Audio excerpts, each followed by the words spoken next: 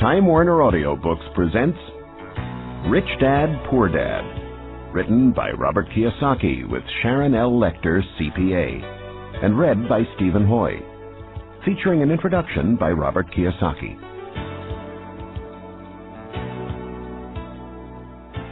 I had two fathers, a rich one and a poor one. One was highly educated and intelligent. He had a PhD and completed 4 years of undergraduate work in less than 2 years. The other father never finished the 8th grade. Both of them were successful in their careers, working hard all their lives. Both earned substantial incomes, yet one struggled financially all his life. The other would become one of the richest men in Hawaii.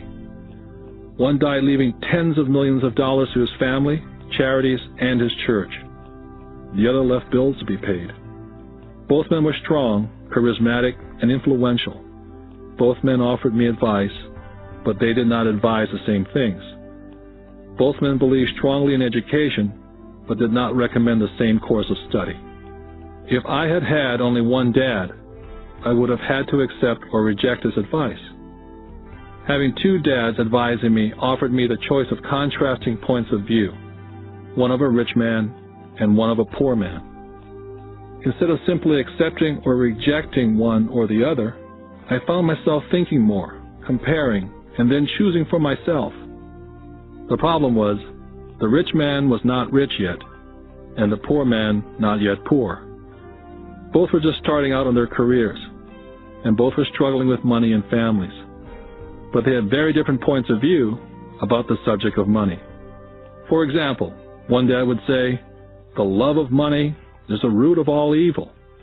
The other, "The lack of money is the root of all evil." As a young boy, having two strong fathers, both influencing me, was difficult. I wanted to be a good son and listen, but the two fathers did not say the same things. The contrast in their points of view, particularly where money was concerned, was so extreme that I grew curious and intrigued.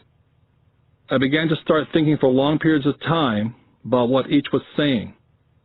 Much of my private time was spent reflecting, asking myself questions such as, "Why does he say that?" And then asking the same question of the other dad's statement.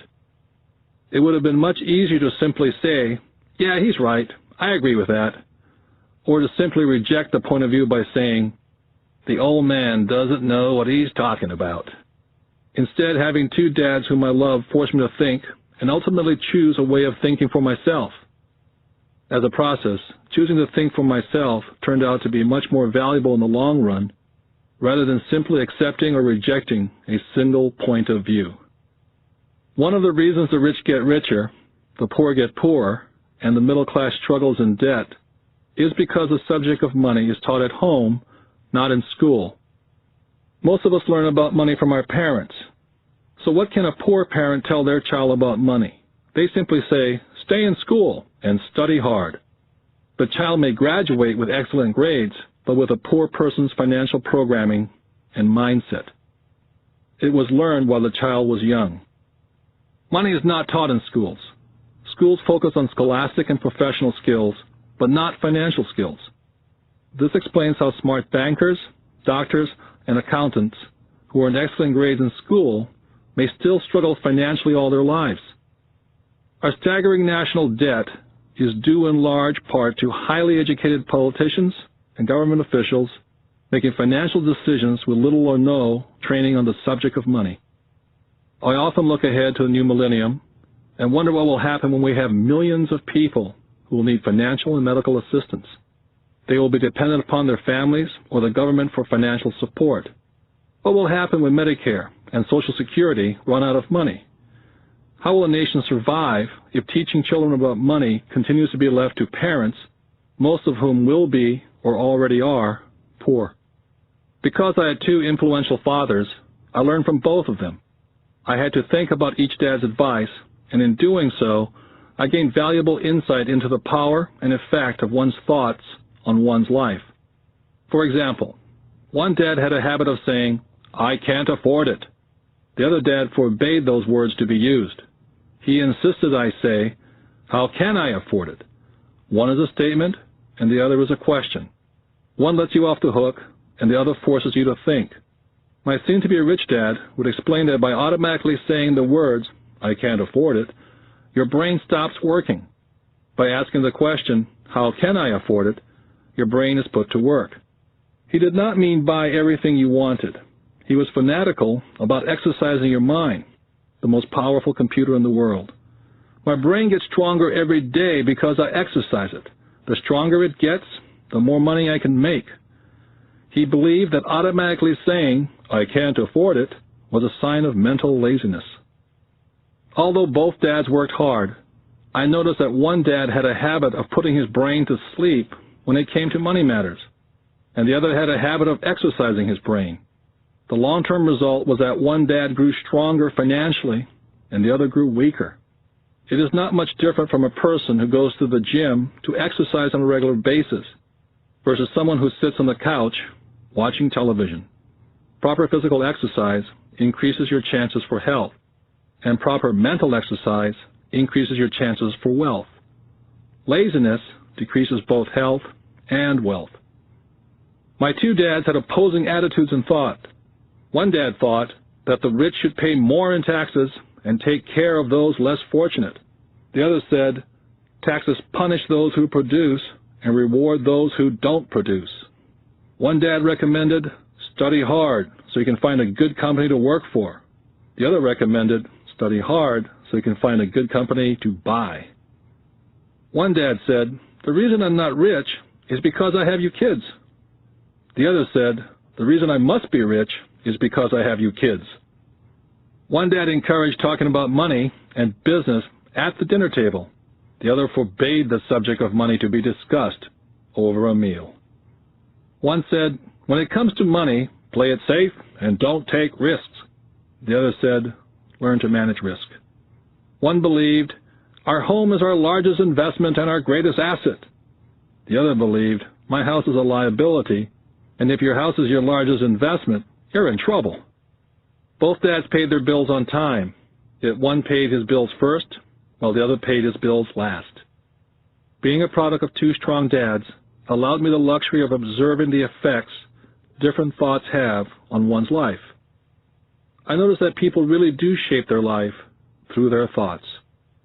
For example, my poor dad always said, I'll never be rich, and that prophecy became reality. My rich dad, on the other hand, always referred to himself as rich. He would say things like, I'm a rich man, and rich people don't do this. Even when he was flat broke, after a major financial setback, he continued to refer to himself as a rich man. He would cover himself by saying, there's a difference between being poor and being broke. Broke is temporary, and poor is eternal. My poor dad would also say, I'm not interested in money, or money doesn't matter. My rich dad always said, money is power. The power of our thoughts may never be measured or appreciated, but it became obvious to me as a young boy to be aware of my thoughts and how I expressed myself.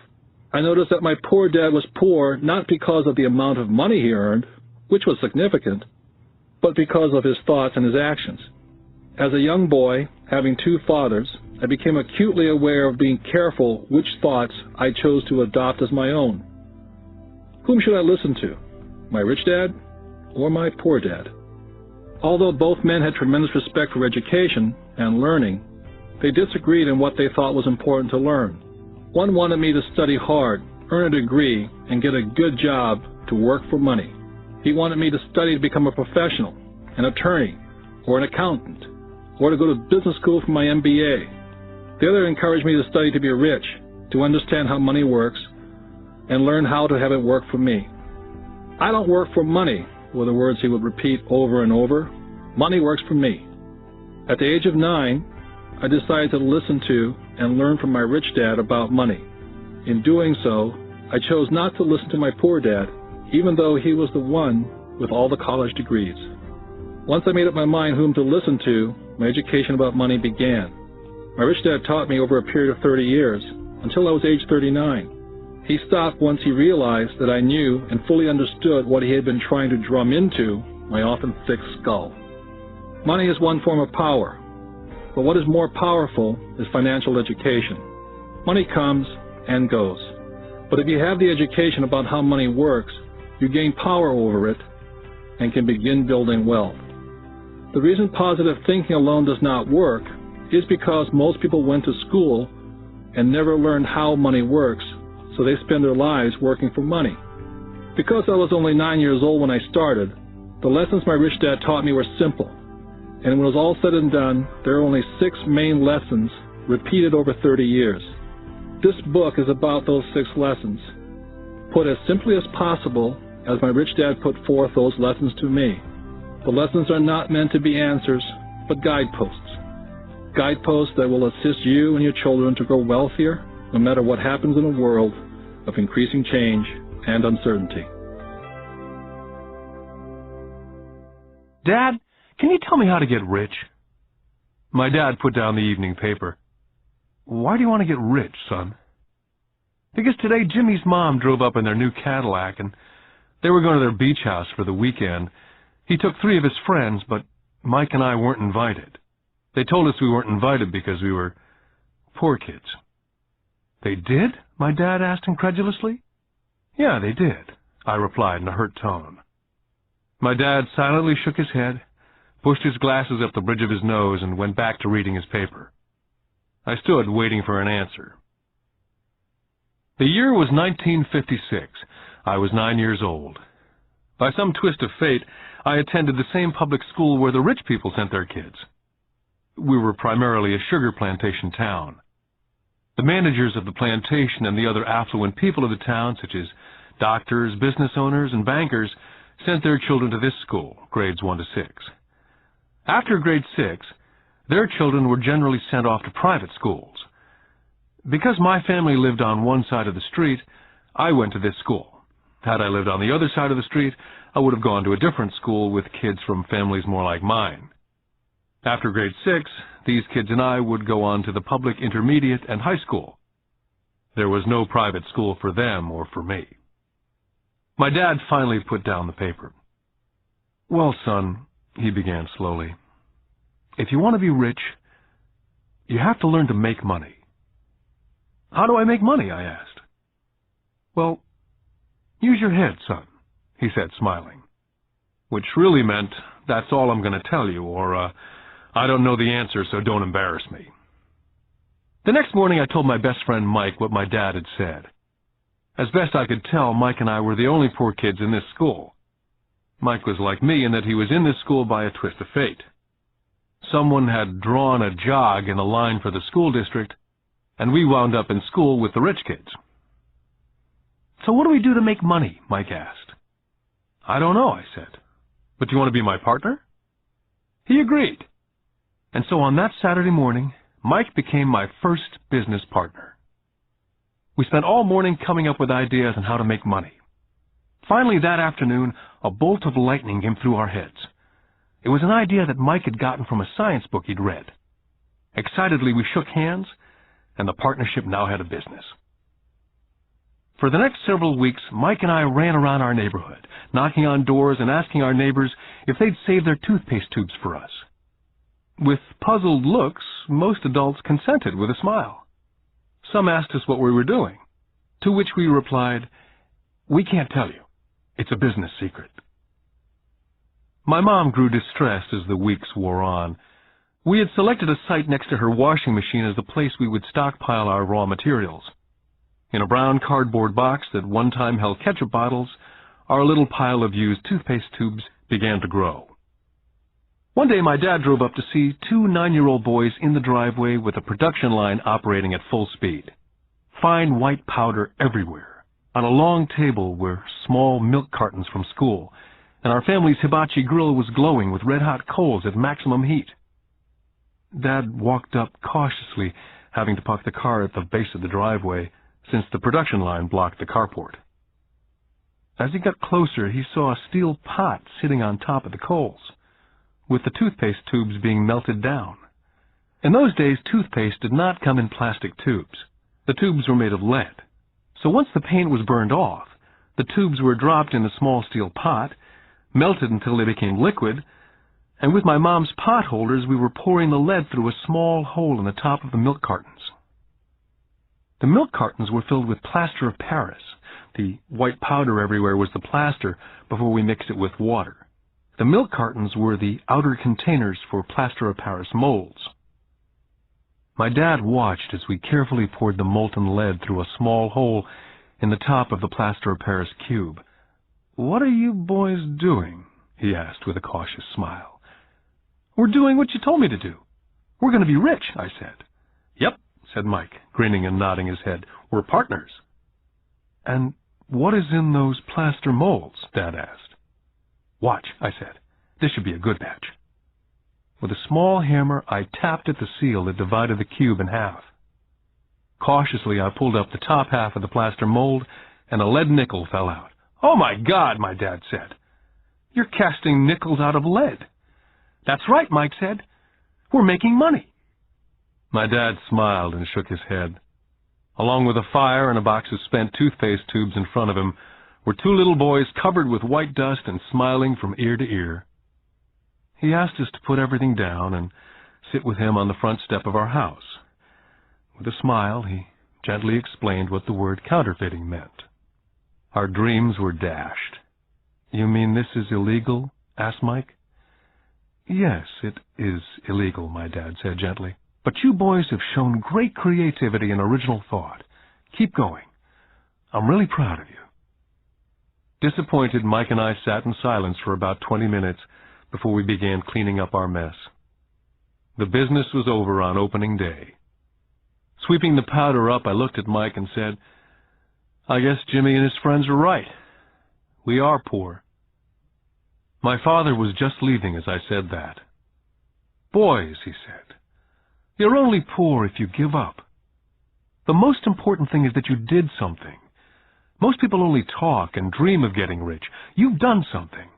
I'm very proud of the two of you. I will say it again. Keep going. Don't quit." Mike and I stood there in silence.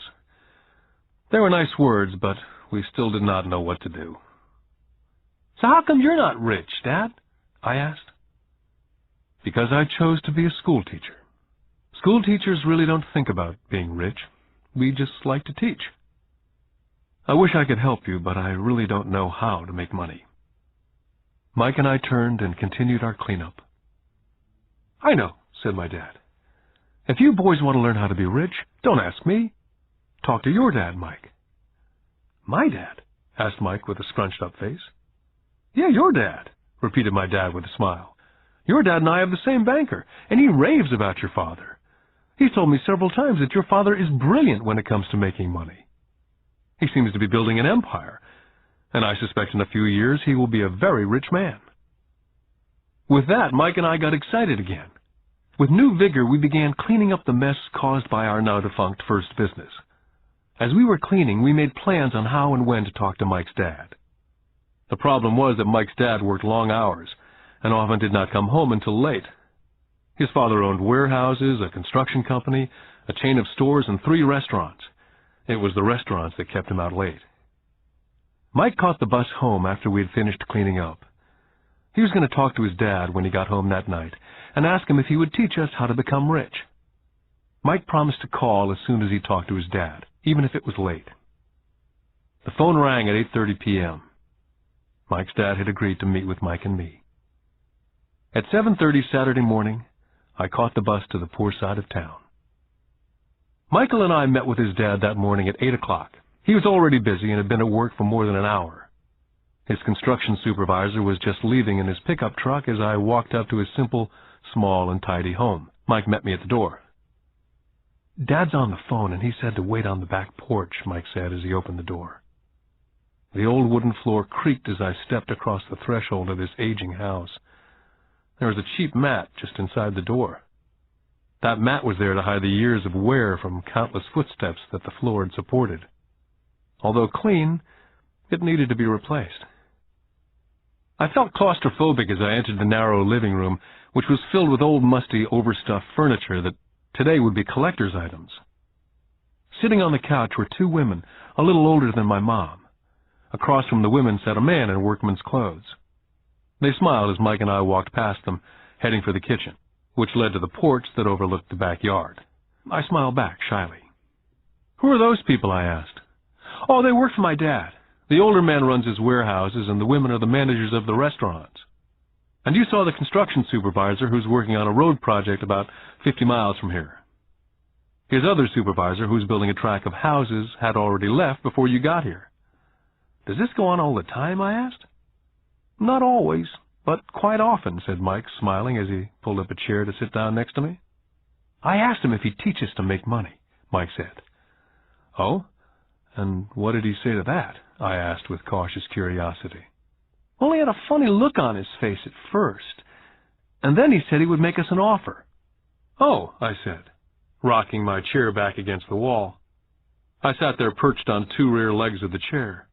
Mike did the same thing. Suddenly, Mike's dad burst through the rickety screen door and onto the porch. Mike and I jumped to our feet, not out of respect, but because we were startled. Ready, boys? Mike's dad asked as he pulled up a chair to sit down with us. We nodded our heads as we pulled our chairs away from the wall to sit in front of him. He was a big man, about 6 feet tall and 200 pounds. Mike says that you want to learn how to make money. Is that correct, Robert? I nodded my head quickly, but with a little intimidation. He had a lot of power behind his words and smile. Okay, here's my offer. I'll teach you, but I won't do it classroom style. You work for me, and I'll teach you. You don't work for me, I don't teach you. I can teach you faster if you work, and I'm wasting my time if you just want to sit and listen like you do in school. That's my offer. Take it or leave it. May I ask a question first, I asked. Nope, take it or leave it. I've got too much work to do to waste my time. If you can't make up your mind decisively, then you'll never learn to make money anyway. Take it, I said. Take it, said Mike. Good, said Mike's dad. Mrs. Martin will be by in 10 minutes. After I'm through with her, you ride with her to my superette, and you can begin working. I'll pay you 10 cents an hour, and you will work for 3 hours every Saturday. But I have a softball game today, I said. Mike's dad lowered his voice to a stern tone. Take it or leave it, he said. I'll take it, I replied, choosing to work and learn instead of playing softball. By 9 a.m. on a beautiful Saturday morning, Mike and I were working for Mrs. Martin. She was a kind and patient woman. She always said that Mike and I reminded her of her 2 sons who were grown and gone. Although kind, she believed in hard work, and she kept us working. She was a taskmaster. We spent 3 hours taking canned goods off the shelves, and with a feather duster, brushing each can to get the dust off, and then restacking them neatly. It was excruciatingly boring work. For 3 weeks, Mike and I reported to Mrs. Martin and worked our 3 hours. By noon, our work was over, and she dropped 3 little dimes in each of our hands. Now, even at the age of 9 in the mid-50s, 30 cents was not too exciting. Comic books cost 10 cents back then, so I usually spent my money on comic books and went home. By Wednesday of the 4th week, I was ready to quit. I had agreed to work only because I wanted to learn to make money from Mike's dad. And now I was a slave for 10 cents an hour. On top of that, I had not seen Mike's dad since that first Saturday. I'm quitting, I told Mike at lunchtime. The school lunch was miserable. School was boring, and now I didn't even have my Saturdays to look forward to. But it was the 30 cents that really got to me. Mike smiled. Dad said this would happen. He said to meet with him when you were ready to quit. What? I said indignantly. He's been waiting for me to get fed up? Sort of, Mike said. Dad's kind of different. He teaches differently from your dad. Your mom and dad lecture a lot. My dad is quiet and a man of few words. You just wait till this Saturday. I'll tell him you're ready. You mean I've been set up? No, not really, but maybe. Dad will explain on Saturday. I was ready to face him, and I was prepared. Even my real dad was angry with him. My real dad, the one I call the poor one, thought that my rich dad was violating child labor laws and should be investigated. My educated dad told me to demand what I deserve, at least 25 cents an hour. My poor dad told me that if I didn't get a raise, I was to quit immediately. At 8 o'clock Saturday morning, I was going through the same rickety door of Mike's house. Take a seat and wait in line, Mike's dad said as I entered. He turned and disappeared into his little office next to a bedroom. I looked around the room and didn't see Mike anywhere. Feeling awkward, I cautiously sat down next to the same two women who were there 4 weeks earlier. They smiled and slid across the couch to make room for me. 45 minutes went by, and I was steaming. The two women had met with him and left 30 minutes earlier. An older gentleman was in there for 20 minutes and was also gone. The house was empty, and I sat out in his musty, dark living room on a beautiful, sunny Hawaiian day, waiting to talk to a cheapskate who exploited children. I could hear him rustling around in the office, talking on the phone and ignoring me. I was now ready to walk out, but for some reason I stayed. Finally, 15 minutes later, at exactly 9 o'clock, Rich Dad walked out of his office, said nothing, and signaled with his hand for me to enter his dingy office. "I understand you want a raise or you're going to quit," Rich Dad said as he swiveled in his office chair. "Well, you're not keeping your end of the bargain," I blurted out, nearly in tears. It was really frightening for a 9-year-old boy to confront a grown-up. "You said that you'd teach me if I worked for you." "Well, I've worked for you. I've worked hard. I've given up my baseball games to work for you, and you don't keep your word. You haven't taught me anything. You're a crook like everyone in town thinks you are. You're greedy. You want all the money and don't take care of your employees. You make me wait and don't show me any respect. I'm only a little boy, and I deserve to be treated better." Rich Dad rocked back in his swivel chair, hands up to his chin, somewhat staring at me. "Not bad," he said. "In less than a month, you sound like most of my employees." "What?" I asked. Not understanding what he was saying, I continued with my grievance. "I thought you were going to keep up your end of the bargain and teach me. Instead, you want to torture me. That's cruel. That's really cruel." "I am teaching you," Rich Dad said quietly. "What have you taught me?" "Nothing," I said angrily. "You haven't even talked to me once since I agreed to work for peanuts. 10 cents an hour, huh? I should notify the government about you. We have child labor laws, you know. My dad works for the government, you know." "Wow," said Rich Dad. "Now you sound like most of the people who used to work for me. People I've either fired or they've quit." "So what do you have to say?" I demanded, feeling pretty brave for a little kid.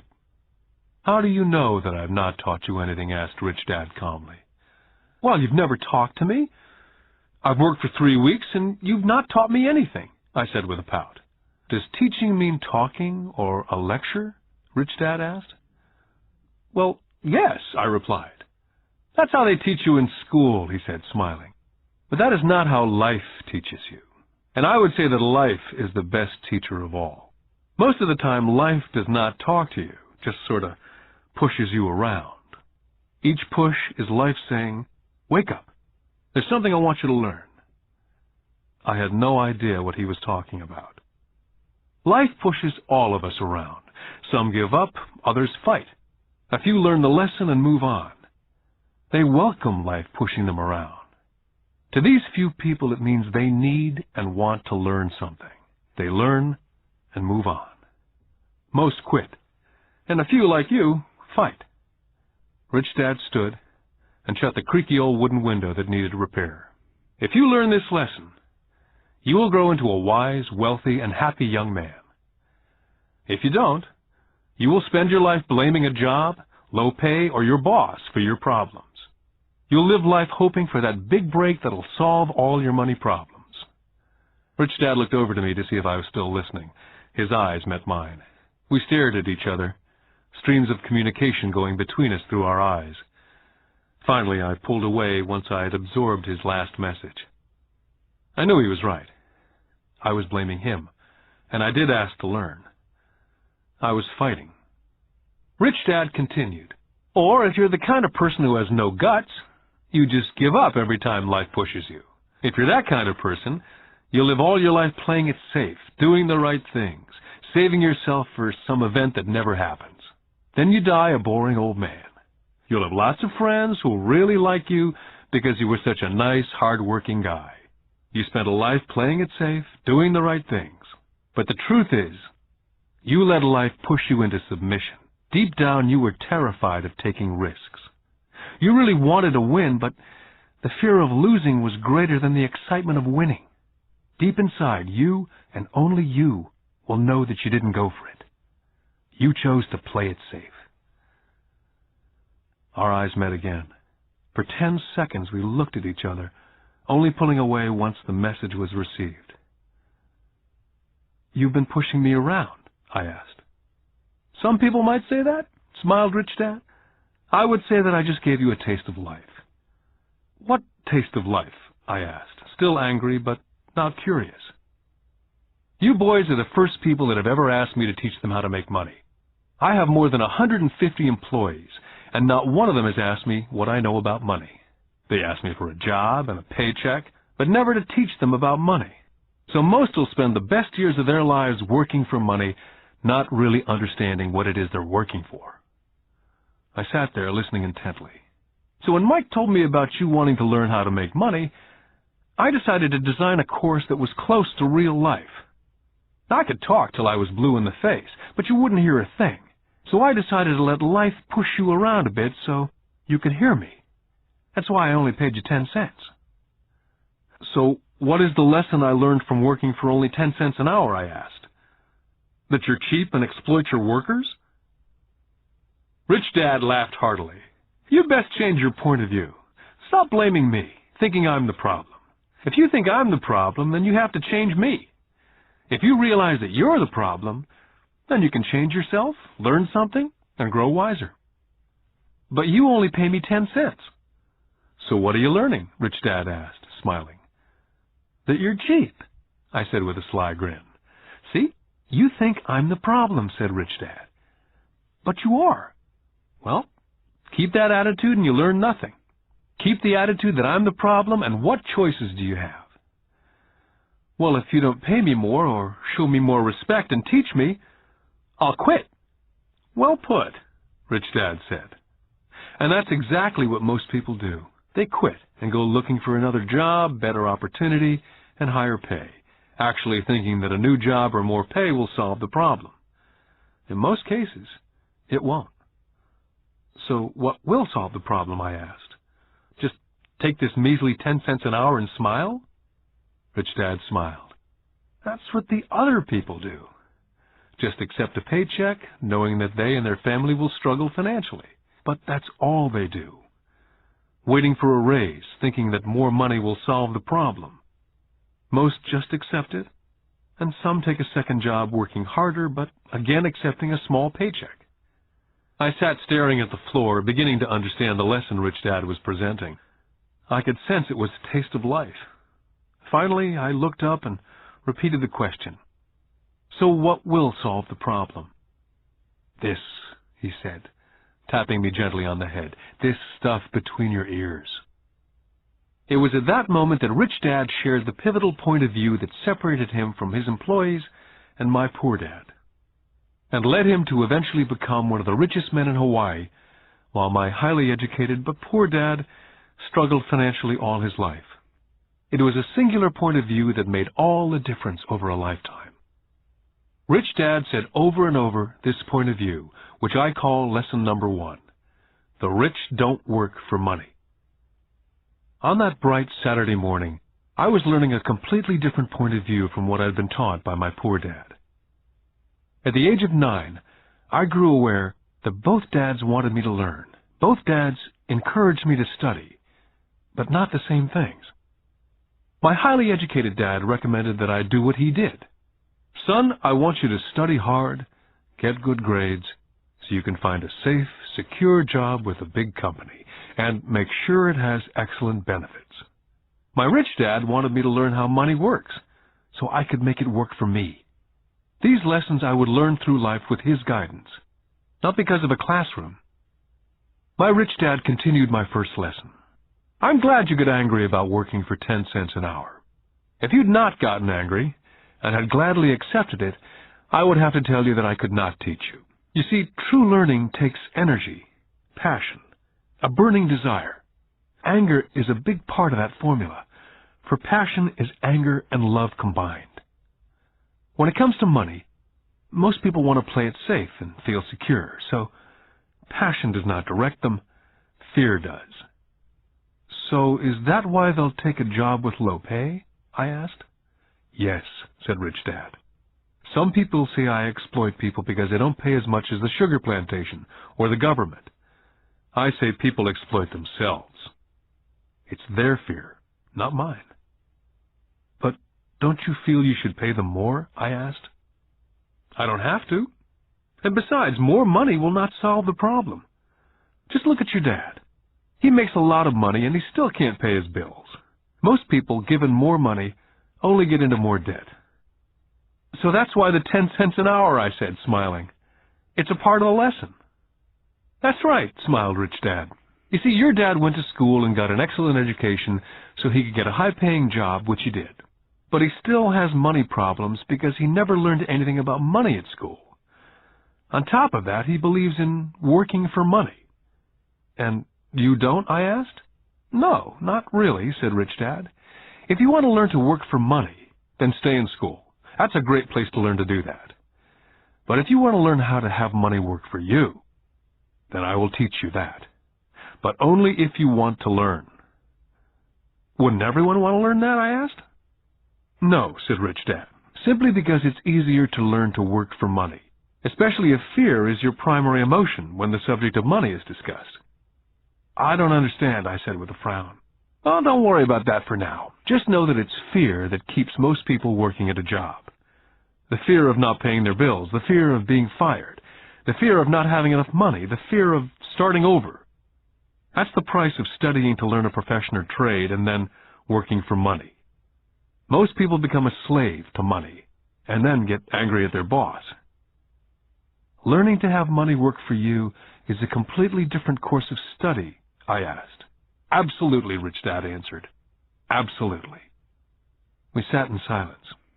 My friends would have been just starting their Little League baseball game, but for some reason I was now thankful I'd decided to work for 10 cents an hour. I sensed that I was about to learn something my friends would not learn in school. Ready to learn? Asked Rich Dad. Absolutely, I said with a grin. I've kept my promise. I've been teaching you from afar, my Rich Dad said. At 9 years old, you've gotten a taste of what it feels like to work for money. Just multiply your last month by 50 years, and you'll have an idea of what most people spend their life doing. I don't understand, I said. How did you feel waiting in line to see me? Once to get hired and once to ask for more money. Terrible, I said. If you choose to work for money, that is what life is like for many people, said Rich Dad. And how did you feel when Mrs. Martin dropped 3 dimes in your hand for 3 hours' work? I felt like it wasn't enough. It seemed like nothing. I was disappointed, I said. And that is how most employees feel when they look at their paychecks, especially after all the tax and other deductions are taken out. At least you got 100%. You mean most workers don't get paid everything? I asked with amazement. Heavens, no, said Rich Dad. The government always takes its share first. How do they do that? I asked. Taxes, said Rich Dad. You're taxed when you earn, you're taxed when you spend, you're taxed when you save, you're taxed when you die. Why do people let the government do that to them? The rich don't, said Rich Dad with a smile. The poor and the middle class do. I'll bet you that I earn more than your dad, yet he pays more in taxes. How can that be, I asked. As a 9-year-old boy, that made no sense to me. Why would someone let the government do that to them? Rich Dad sat there in silence. I guess he wanted me to listen instead of jabber away at the mouth. Finally, I calmed down. I did not like what I had heard. I knew my dad complained constantly about paying so much in taxes, but really did nothing about it. Was that life pushing him around? Rich Dad rocked slowly and silently in his chair, just looking at me. Ready to learn? He asked. I nodded my head slowly. Learning how to have money work for you is a lifetime study. Most people go to college for 4 years and their education ends. I already know that my study of money will continue over a lifetime simply because the more I find out, the more I find out I need to know. Most people never study the subject. They go to work, get their paycheck, balance their checkbooks, and that's it. On top of that, they wonder why they have money problems. Then they think that more money will solve the problem. Few realize that it's their lack of financial education that is the problem. So, my dad has tax problems because he doesn't understand money? I asked, confused. Look, said Rich Dad, taxes are just one small section on learning how to have money work for you. Today, I just wanted to find out if you still have the passion to learn about money. Most people don't.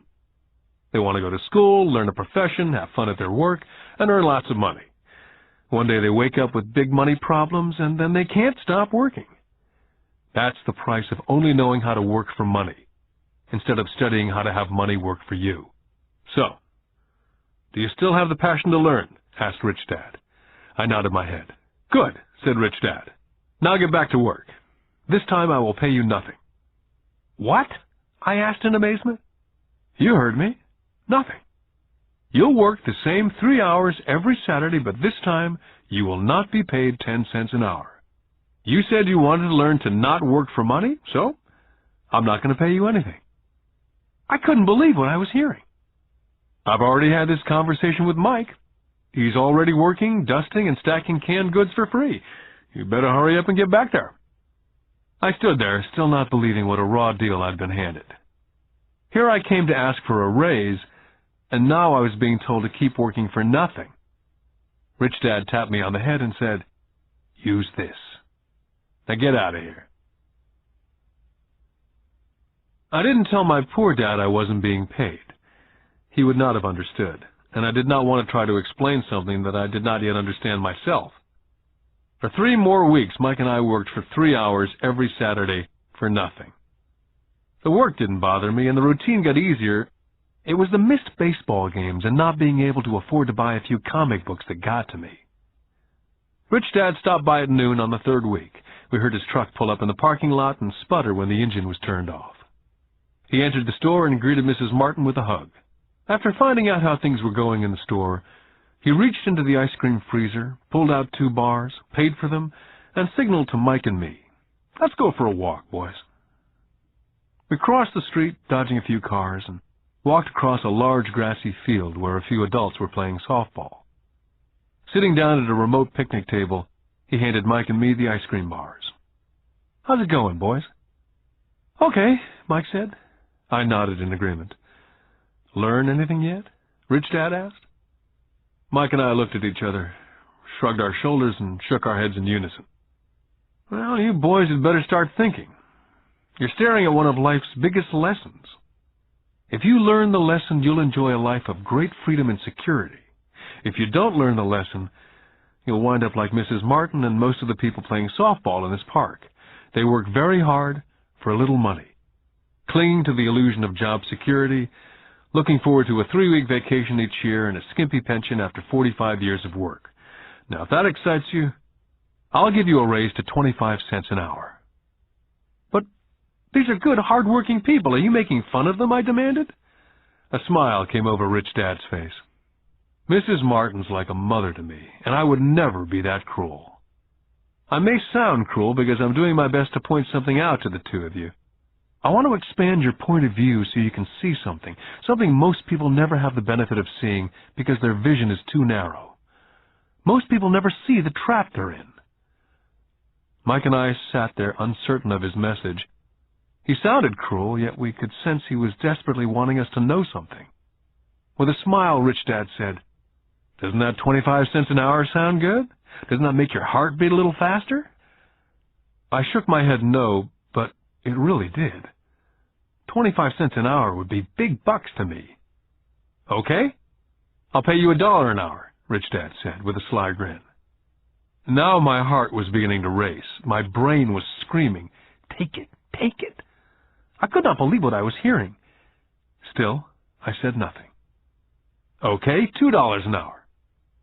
My little 9-year-old brain and heart nearly exploded.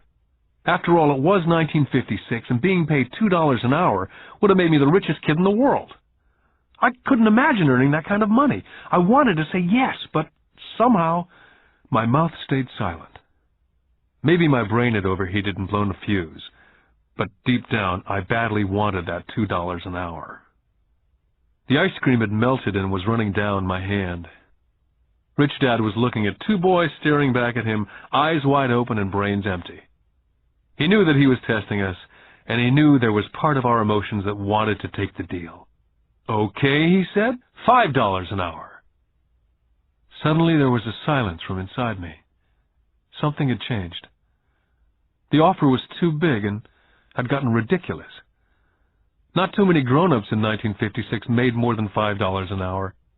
The temptation disappeared and a calm set in. Slowly I turned to my left to look at Mike. He looked back at me. The part of my soul that was weak and needy was silenced. The part of me that had no price took over. There was a calm and a certainty about money that entered my brain and my soul. I knew Mike had gotten to that point also. "Good," Rich Dad said softly. "Most people have a price.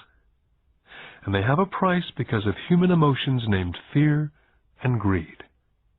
First, the fear of being without money motivates us to work hard. And then once we get that paycheck, greed or desire starts us thinking about all the wonderful things money can buy. The pattern is then set." "What pattern?" I asked. "The pattern of get up, go to work, pay bills, get up, go to work, pay bills. Their lives are then run forever by two emotions, fear and greed. Offer them more money, and they continue the cycle by also increasing their spending. This is what I call the rat race." "There is another way?" Mike asked. "Yes," said Rich Dad slowly, "but only a few people find it." "And what is that way?" Mike asked. "That's what I hope you boys will find out as you work and study with me. That is why I took away all forms of pay." "Any hints?" Mike asked. "We're kind of tired of working hard, especially for nothing." "Well, the first step is telling the truth," said Rich Dad. "We haven't been lying," I said. "I did not say you were lying. I said to tell the truth," Rich Dad came back. "The truth about what?" I asked. "How you're feeling," Rich Dad said.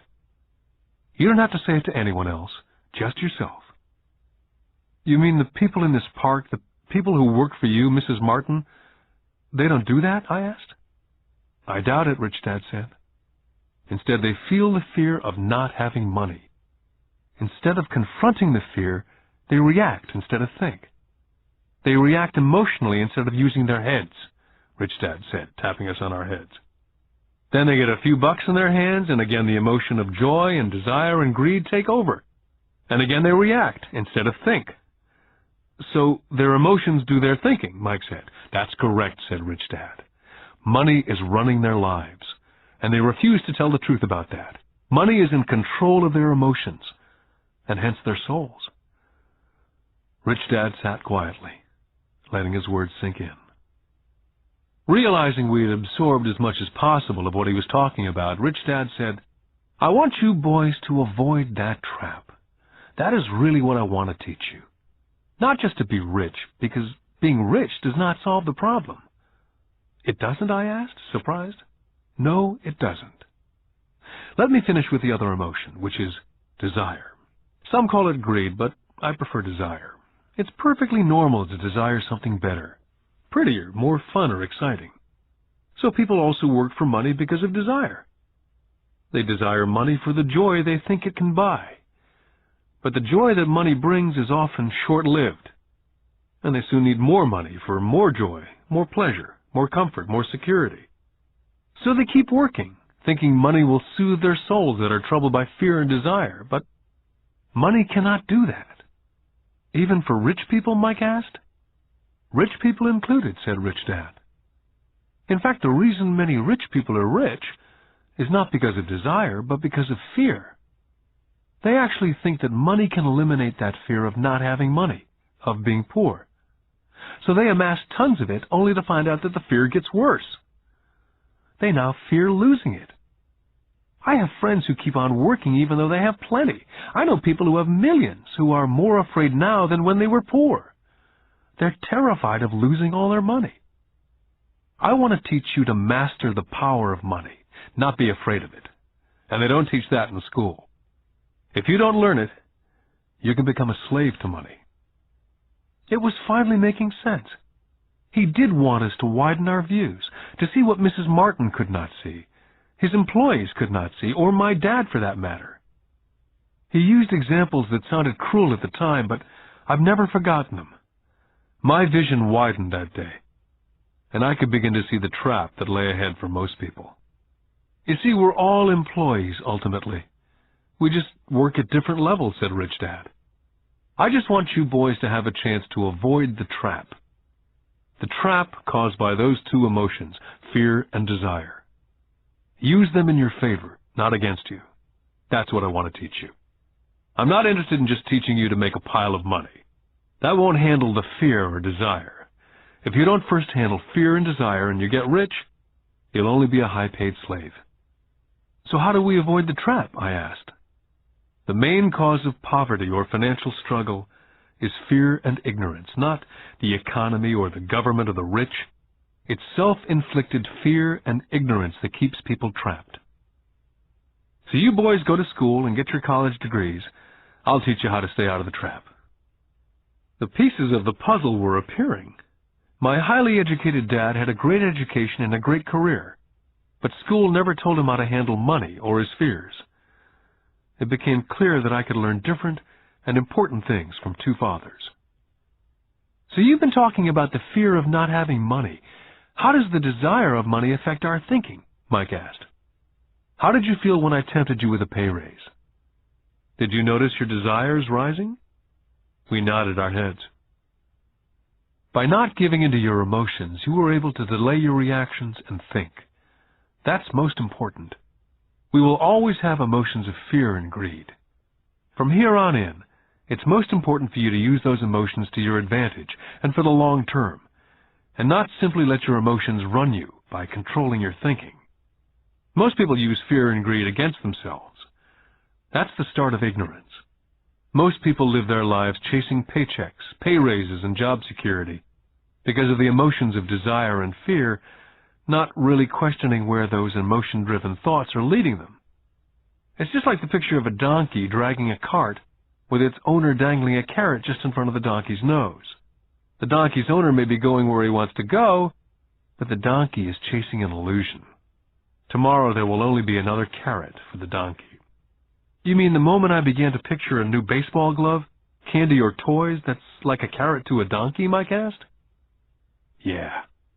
And as you get older, your toys get more expensive. New car, boat, and a big house to impress your friends, said Rich Dad with a smile. Fear pushes you out the door, and desire calls to you, enticing you toward the rocks. That's the trap. So what's the answer? Mike asked. What intensifies fear and desire is ignorance. That's why rich people with lots of money often have more fear the richer they get. Money is the carrot, the illusion. Rich Dad went on to explain that a human's life is a struggle between ignorance and illumination.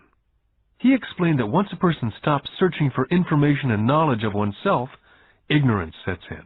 That struggle is a moment-to-moment decision to learn to open or close one's mind.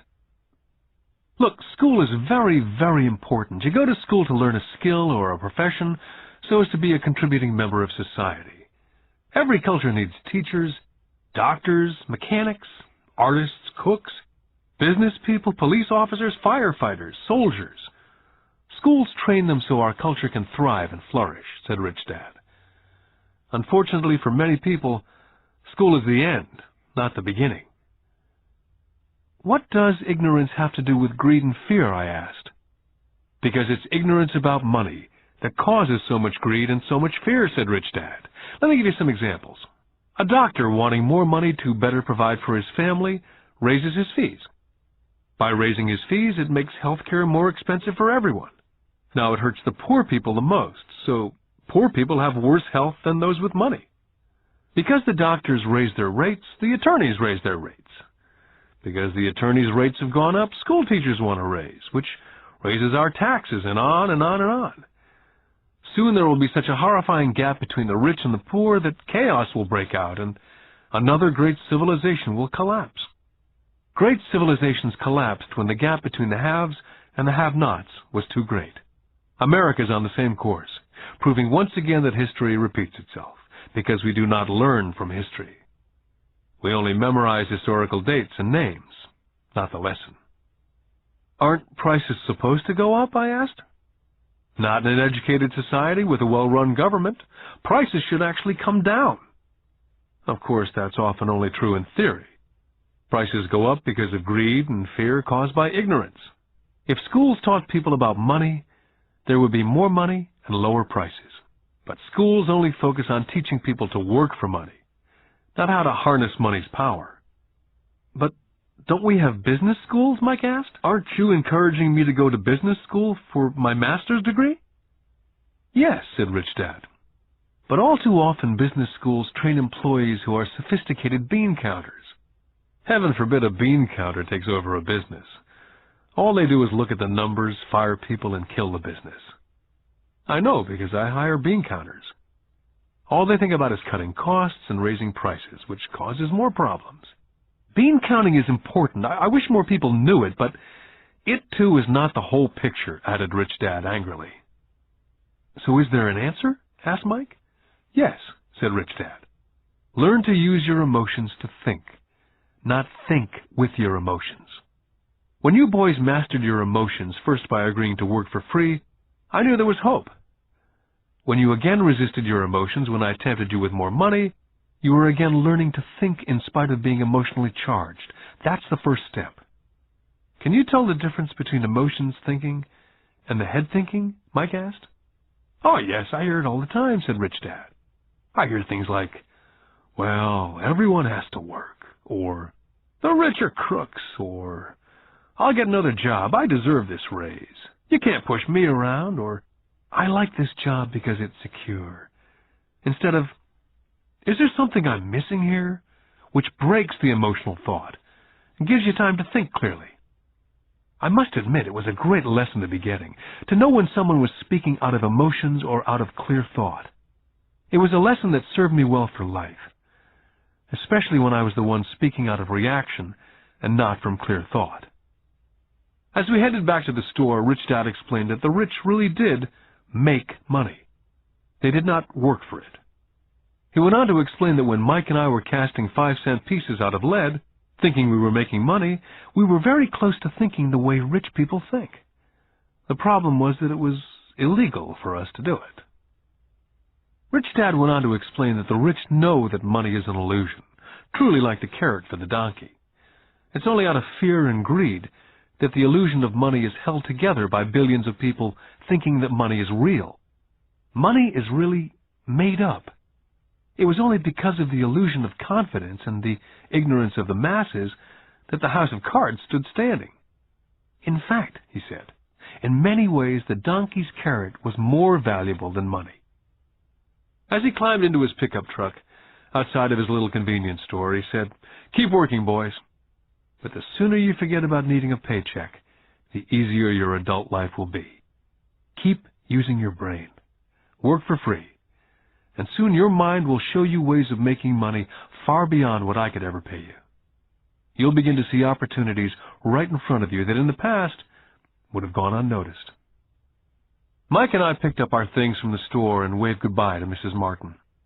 We went back to the park, to the same picnic bench, and spent several more hours thinking and talking.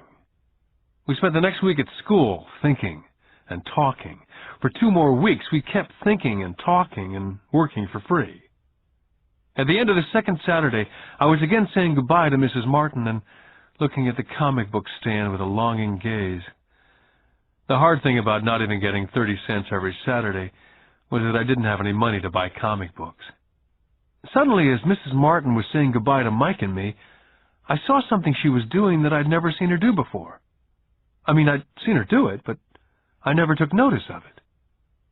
Mrs. Martin was cutting the front page of the comic book in half. She was keeping the top half of the comic book cover and throwing the rest of the comic book into a large brown cardboard box.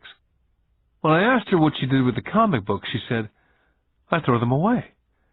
I give the top half of the cover back to the comic book distributor for credit when he brings in the new comics. He's coming in an hour." Mike and I waited for an hour. Soon the distributor arrived, and I asked him if we could have the comic books, to which he replied, "You can have them if you work for this store and do not resell them." Our partnership was revived. Mike's mom had a spare room in the basement that no one used. We cleaned it out and began piling hundreds of comic books in that room. Soon our comic book library was open to the public. We hired Mike's younger sister, who loved to study, to be head librarian. She charged each child 10 cents admission to the library, which was open from 2:30 to 4:30 p.m. every day after school. The customers, the children of the neighborhood, could read as many comics as they could in 2 hours. It was a bargain for them, since a comic cost 10 cents each, and they could read 5 or 6 in 2 hours. Mike's sister would check the kids as they left to make sure they weren't borrowing any comic books. She also kept the books, logging in how many kids showed up each day, who they were, and any comments they might have. Mike and I averaged $9.50 per week over a 3-month period. We paid his sister $1 a week and allowed her to read the comics for free, which she rarely did since she was always studying.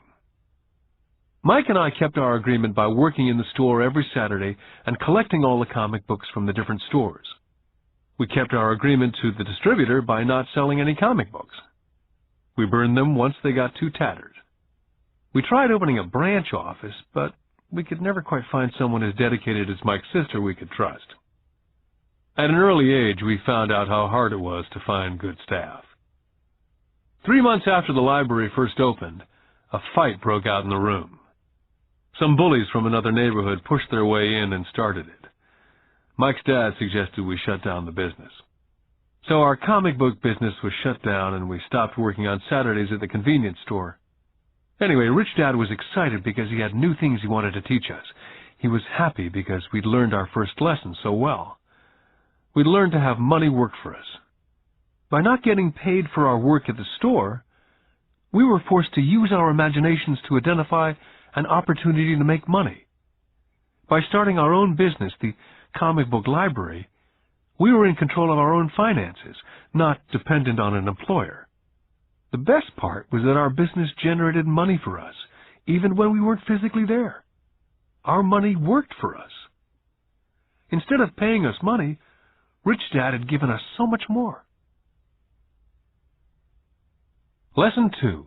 Why Teach Financial Literacy? In 1990, my best friend Mike took over his father's empire and is in fact doing a better job than his dad did. We see each other once or twice a year on the golf course. He and his wife are wealthier than you could imagine. Rich Dad's empire is in great hands, and Mike is now grooming his son to take his place, as his dad groomed us. In 1994, I retired at the age of 47, and my wife Kim was 37. Retirement does not mean not working. To my wife and me, it means that, barring unforeseen cataclysmic changes, we can work or not work, and our wealth grows automatically, staying way ahead of inflation. I guess it means freedom. The assets are large enough to grow by themselves. It's like planting a tree. You water it for years, and then one day it doesn't need you anymore. Its roots have gone down deep enough. Then the tree provides shade for your enjoyment. Mike chose to run the empire, and I chose to retire. Whenever I speak to groups of people, they often ask what I would recommend, or what could they do? How do they get started?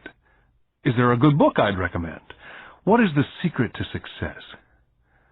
I simply say to them what my rich dad said back to me when I was a little kid. If you want to be rich, you need to be financially literate. That idea was drummed into my head every time we were together. As I said, my educated dad stressed the importance of reading books, while my rich dad stressed the need to master financial literacy.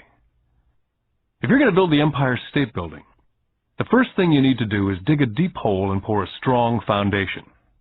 If you're going to build a home in the suburbs, all you need to do is pour a 6-inch slab of concrete. Most people, in their drive to get rich, are trying to build an Empire State Building on a 6-inch slab. Our school system, having been created in the agrarian age, believes in homes with no foundation dirt floors are still the rage. So kids graduate from school with virtually no financial foundation. One day, sleepless and deep in debt in suburbia, living the American dream, they decide that the answer to their financial problems is to find a way to get rich quick. Construction on the skyscraper begins. It goes up quickly, and soon, instead of the Empire State Building, we have the Leaning Tower of suburbia. The sleepless nights return. As for Mike and me in our adult years, both of our choices were possible. because we were taught to pour a strong financial foundation when we were just kids. Now, accounting is possibly the most boring subject in the world. It also could be the most confusing. But if you want to be rich, long term, it could be the most important subject. The question is, how do you take a boring and confusing subject and teach it to kids? The answer is, make it simple. My rich dad poured a strong financial foundation for Mike and me. Since we were just kids, he created a simple way to teach us. For years, he only drew pictures and used words. Mike and I understood the simple drawings, the jargon, the movement of money. And then in later years, Rich Dad began adding numbers. Most importantly, you must know the difference between an asset and a liability, and buy assets. If you want to be rich, this is all you need to know. It is rule number 1. It is the only rule. This may sound absurdly simple, but most people have no idea how profound this rule is. Most people struggle financially because they do not know the difference between an asset and a liability. Rich people acquire assets. The poor and middle class acquire liabilities, but they think they are assets. When Rich Dad explained this to Mike and me, we thought he was kidding. Here we were nearly teenagers and waiting for the secret to get rich, and this was his answer. It was so simple that we had to stop for a long time to think about it. If it's that simple, how come everyone's not rich? I asked. Rich Dad smiled, because people do not know the difference between an asset and a liability. I remember asking, how can adults be so silly?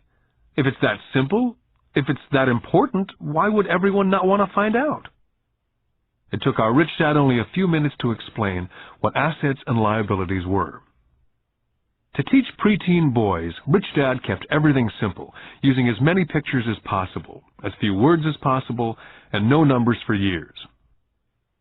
My Rich Dad simply drew a vertical box with a line through the middle. The top half was for income, and the bottom half was for expenses. Then beneath that box, he drew another box horizontally, which he divided into a left half for assets and a right half for liabilities. The income statement, often called a profit and loss statement, measures income and expenses, money in or money out. The second set of boxes is the balance sheet. It's called that because it's supposed to balance assets against liabilities. That relationship is vital to understand. The primary cause of financial struggle is simply not knowing the difference between an asset and a liability. The cause of the confusion is found in the definition of the two words. If you want a lesson in confusion, simply look up the words asset and liability in the dictionary. So my Rich Dad simply told two young boys the following. An asset is something that puts money in my pocket. A liability is something that takes money out of my pocket. This is really all you need to know. If you want to be rich, simply spend your life buying assets. If you want to be poor or middle class, spend your life buying liabilities. It's not knowing the difference that causes most of the financial struggle in the real world. My Rich Dad then drew 3 arrows on his diagram. He explained, the arrow represents the flow of cash, or cash flow. In 80% of most families, the financial story is a story of working hard in an effort to get ahead. It's not because they don't make money, but because they spend their lives buying liabilities instead of assets. The first arrow showed the cash flow pattern of a poor person or a young person still at home. The arrow goes into the income box from a job or salary. It then continues into the expense box. Expenses include taxes, rent, and everyday living expenses. It flows out the expense box and is gone. The second arrow Rich Dad drew represented the cash flow pattern of a middle-class person.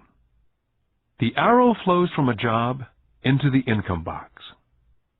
It then flows into the liabilities box. Most middle-class people acquire many liabilities, such as a mortgage, a car loan, and credit card debt. From the liabilities box, it flows to the expense box, where the monthly payments are made for the liabilities as well as taxes and living expenses. From there, it flows out the expense box and is gone. The third arrow is the pattern of a wealthy person.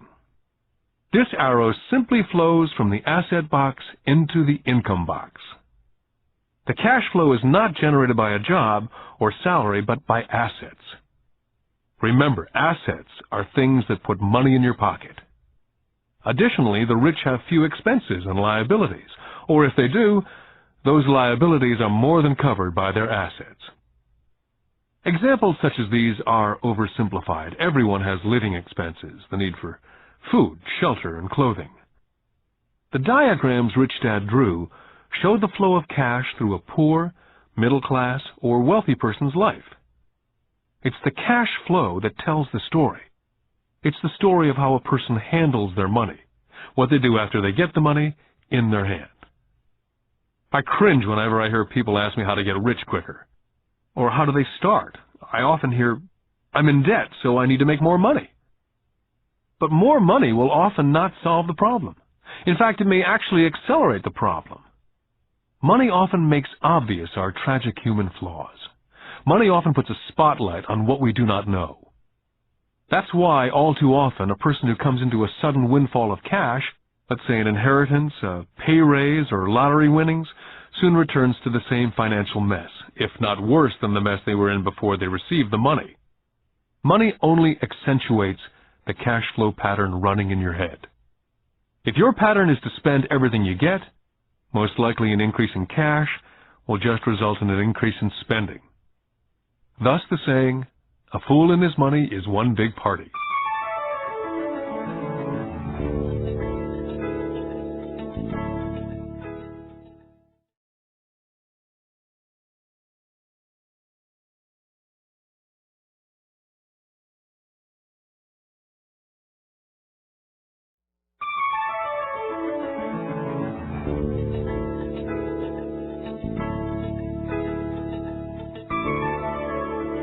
Because students leave school without financial skills, millions of educated people pursue their profession successfully, but later find themselves struggling financially. They work harder but don't get ahead. What's missing from their education is not how to make money, but how to spend money. What to do after you make it. It's called financial aptitude.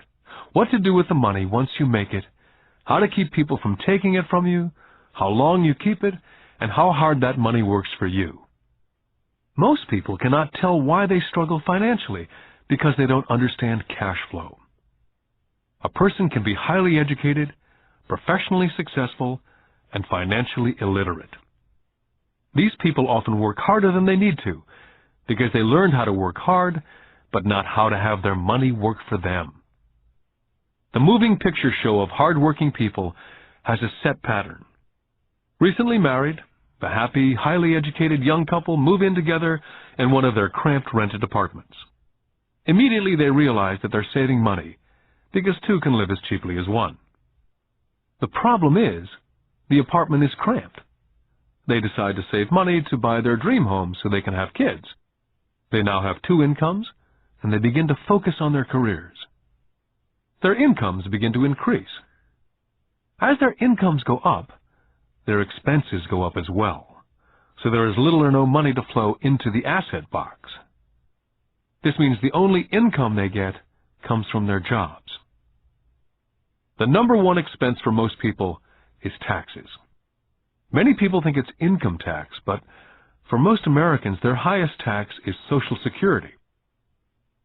As an employee, it appears as if the Social Security tax, combined with the Medicare tax rate, is roughly 7.5%.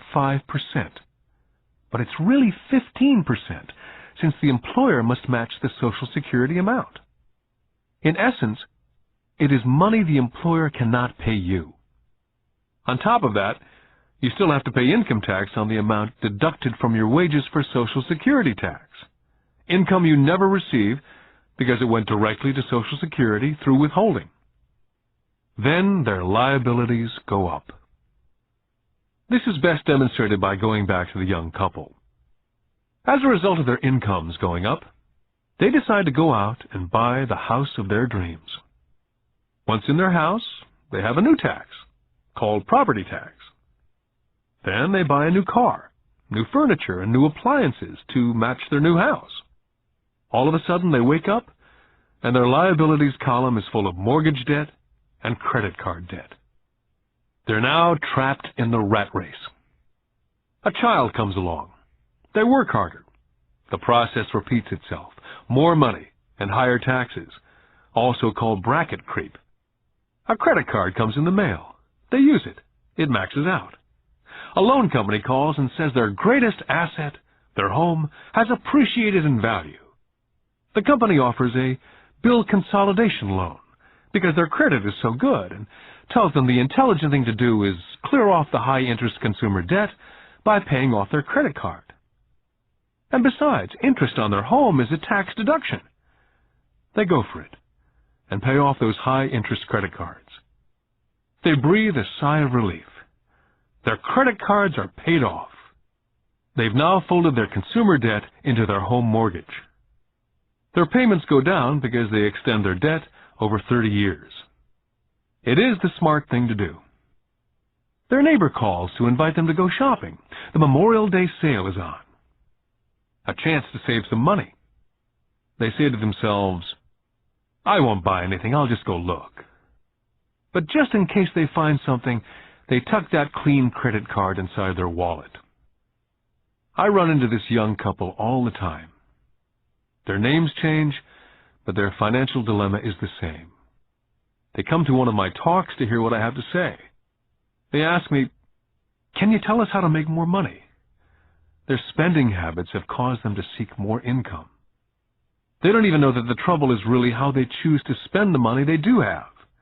And that is the real cause of their financial struggle. It's caused by financial illiteracy and not understanding the difference between an asset and a liability. More money seldom solves someone's money problems. Intelligence solves problems. There's a saying a friend of mine says over and over to people in debt.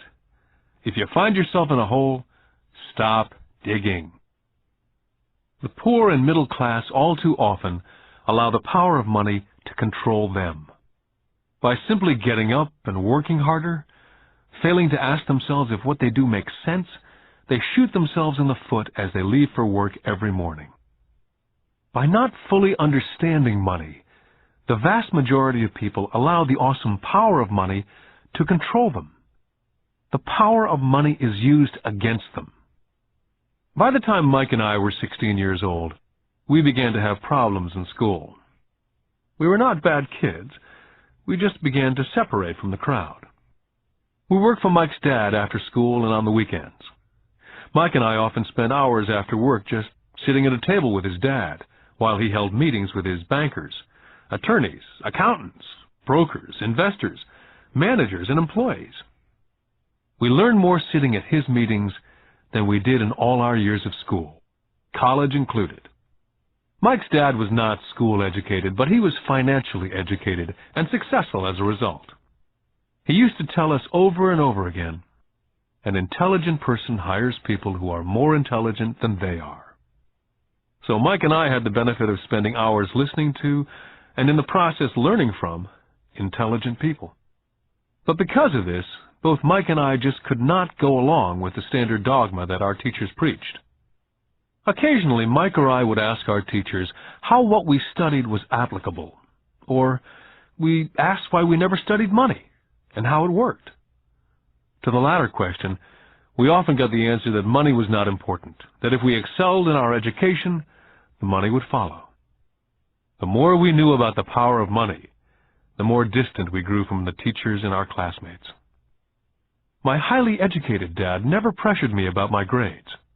I often wondered why, but we did begin to argue about money.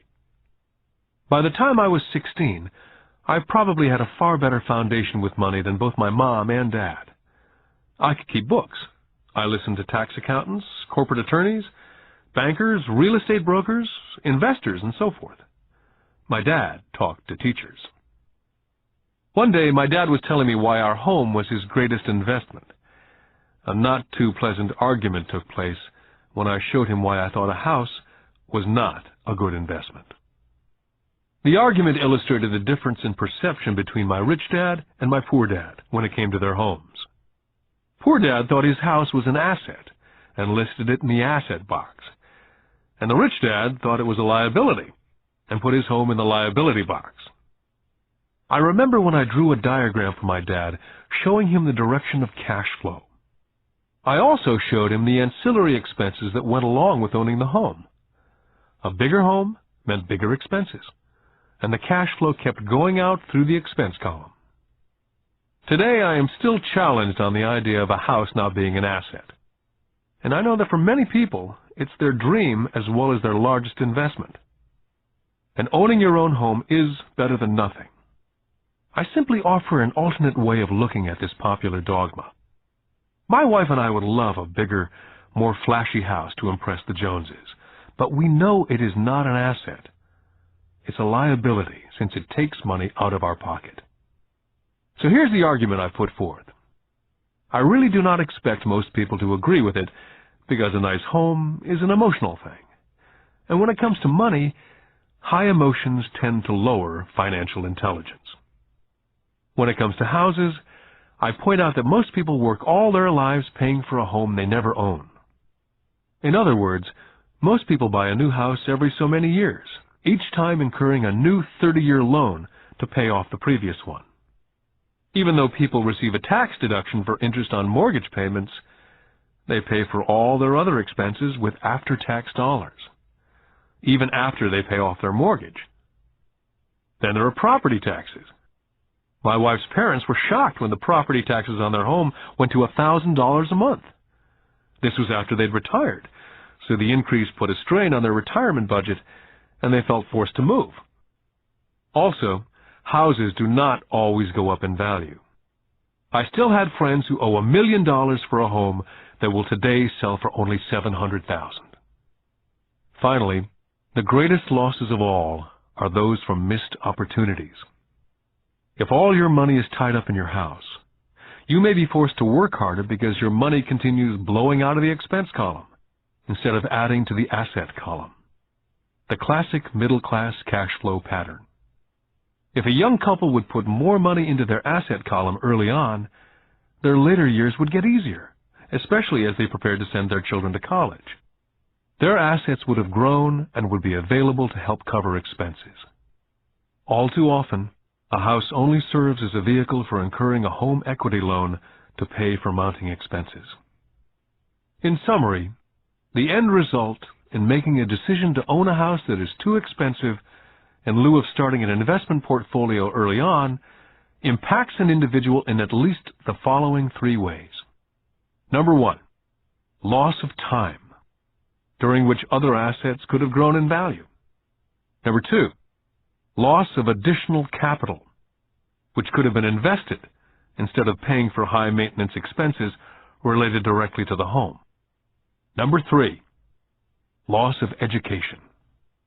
Too often people count their house, savings, and retirement plan as all they have in their asset column. Because they have no money to invest, they simply do not invest. This costs them investment experience. Most never become what the investment world calls a sophisticated investor. And the best investments are usually first sold to sophisticated investors, who then turn around and sell them to the people playing it safe.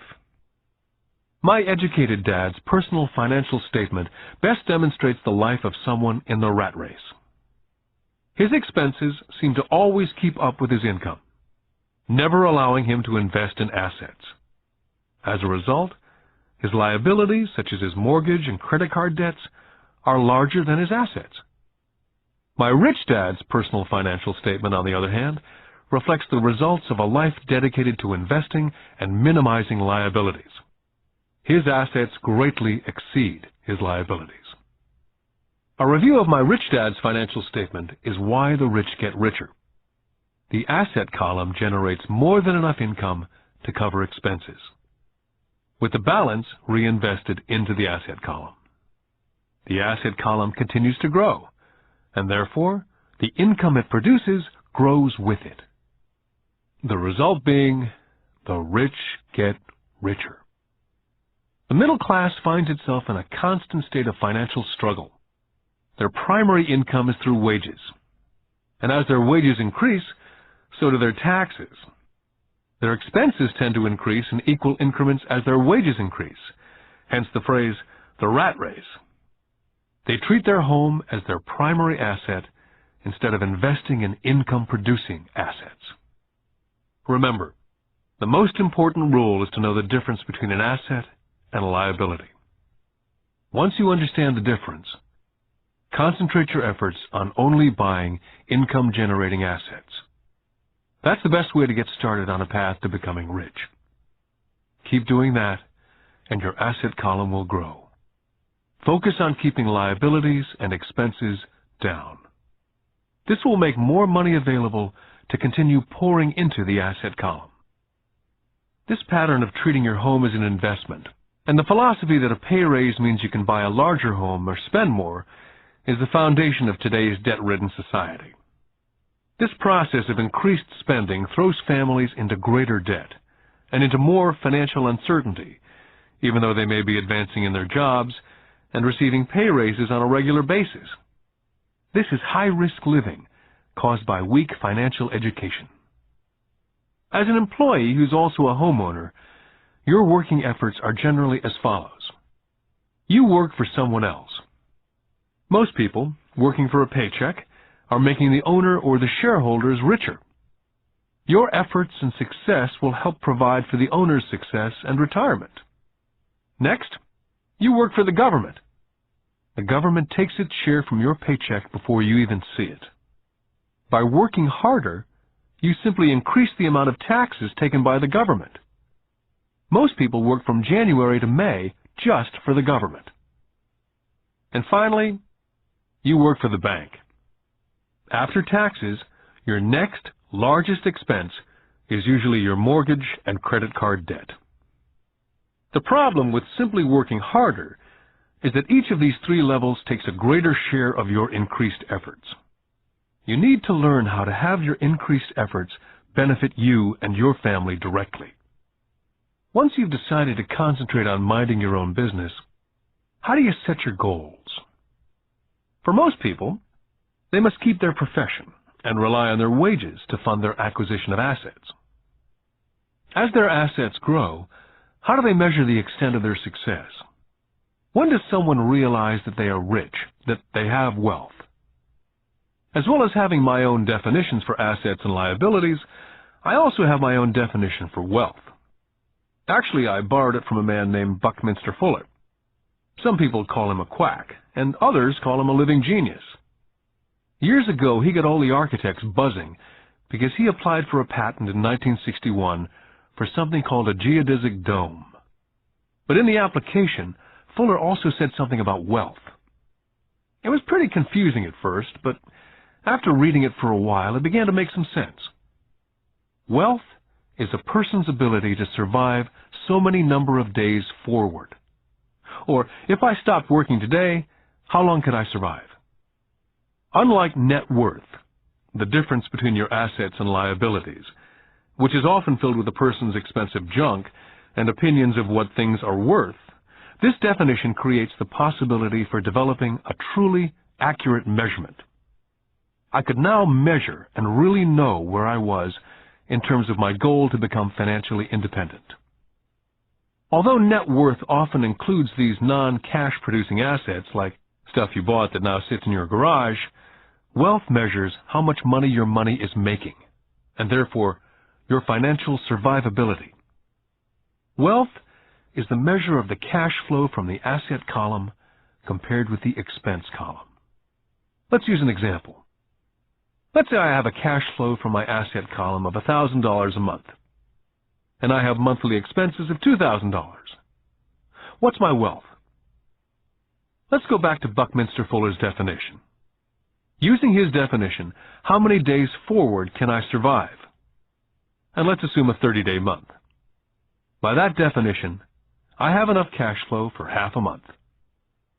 When I have achieved $2,000 a month cash flow from my assets, then I will be wealthy. I now have income generated from assets each month that fully covers my monthly expenses. If I want to increase my expenses, I first must increase my cash flow from assets to maintain this level of wealth. Take notice that it's at this point that I am no longer dependent on my wages. I have focused on and been successful in building an asset column that's made me financially independent. If I quit my job today, I would be able to cover my monthly expenses with the cash flow from my assets. My next goal would be to have the excess cash flow from my assets reinvested into the asset column. The more money that goes into my asset column, the more my asset column grows. The more my assets grow, the more my cash flow grows. And as long as I keep my expenses less than the cash flow from these assets, I will grow richer, with more and more income from sources other than my physical labor. As this reinvestment continues, I am well on my way to being rich. The actual definition of rich is in the eye of the beholder. You can never be too rich. Just remember this simple observation. The rich buy assets, the poor only have expenses. The middle class buys liabilities they think are assets. So how do I start minding my own business? What's the answer? Listen to the founder of McDonald's. Lesson 3. Mind your own business.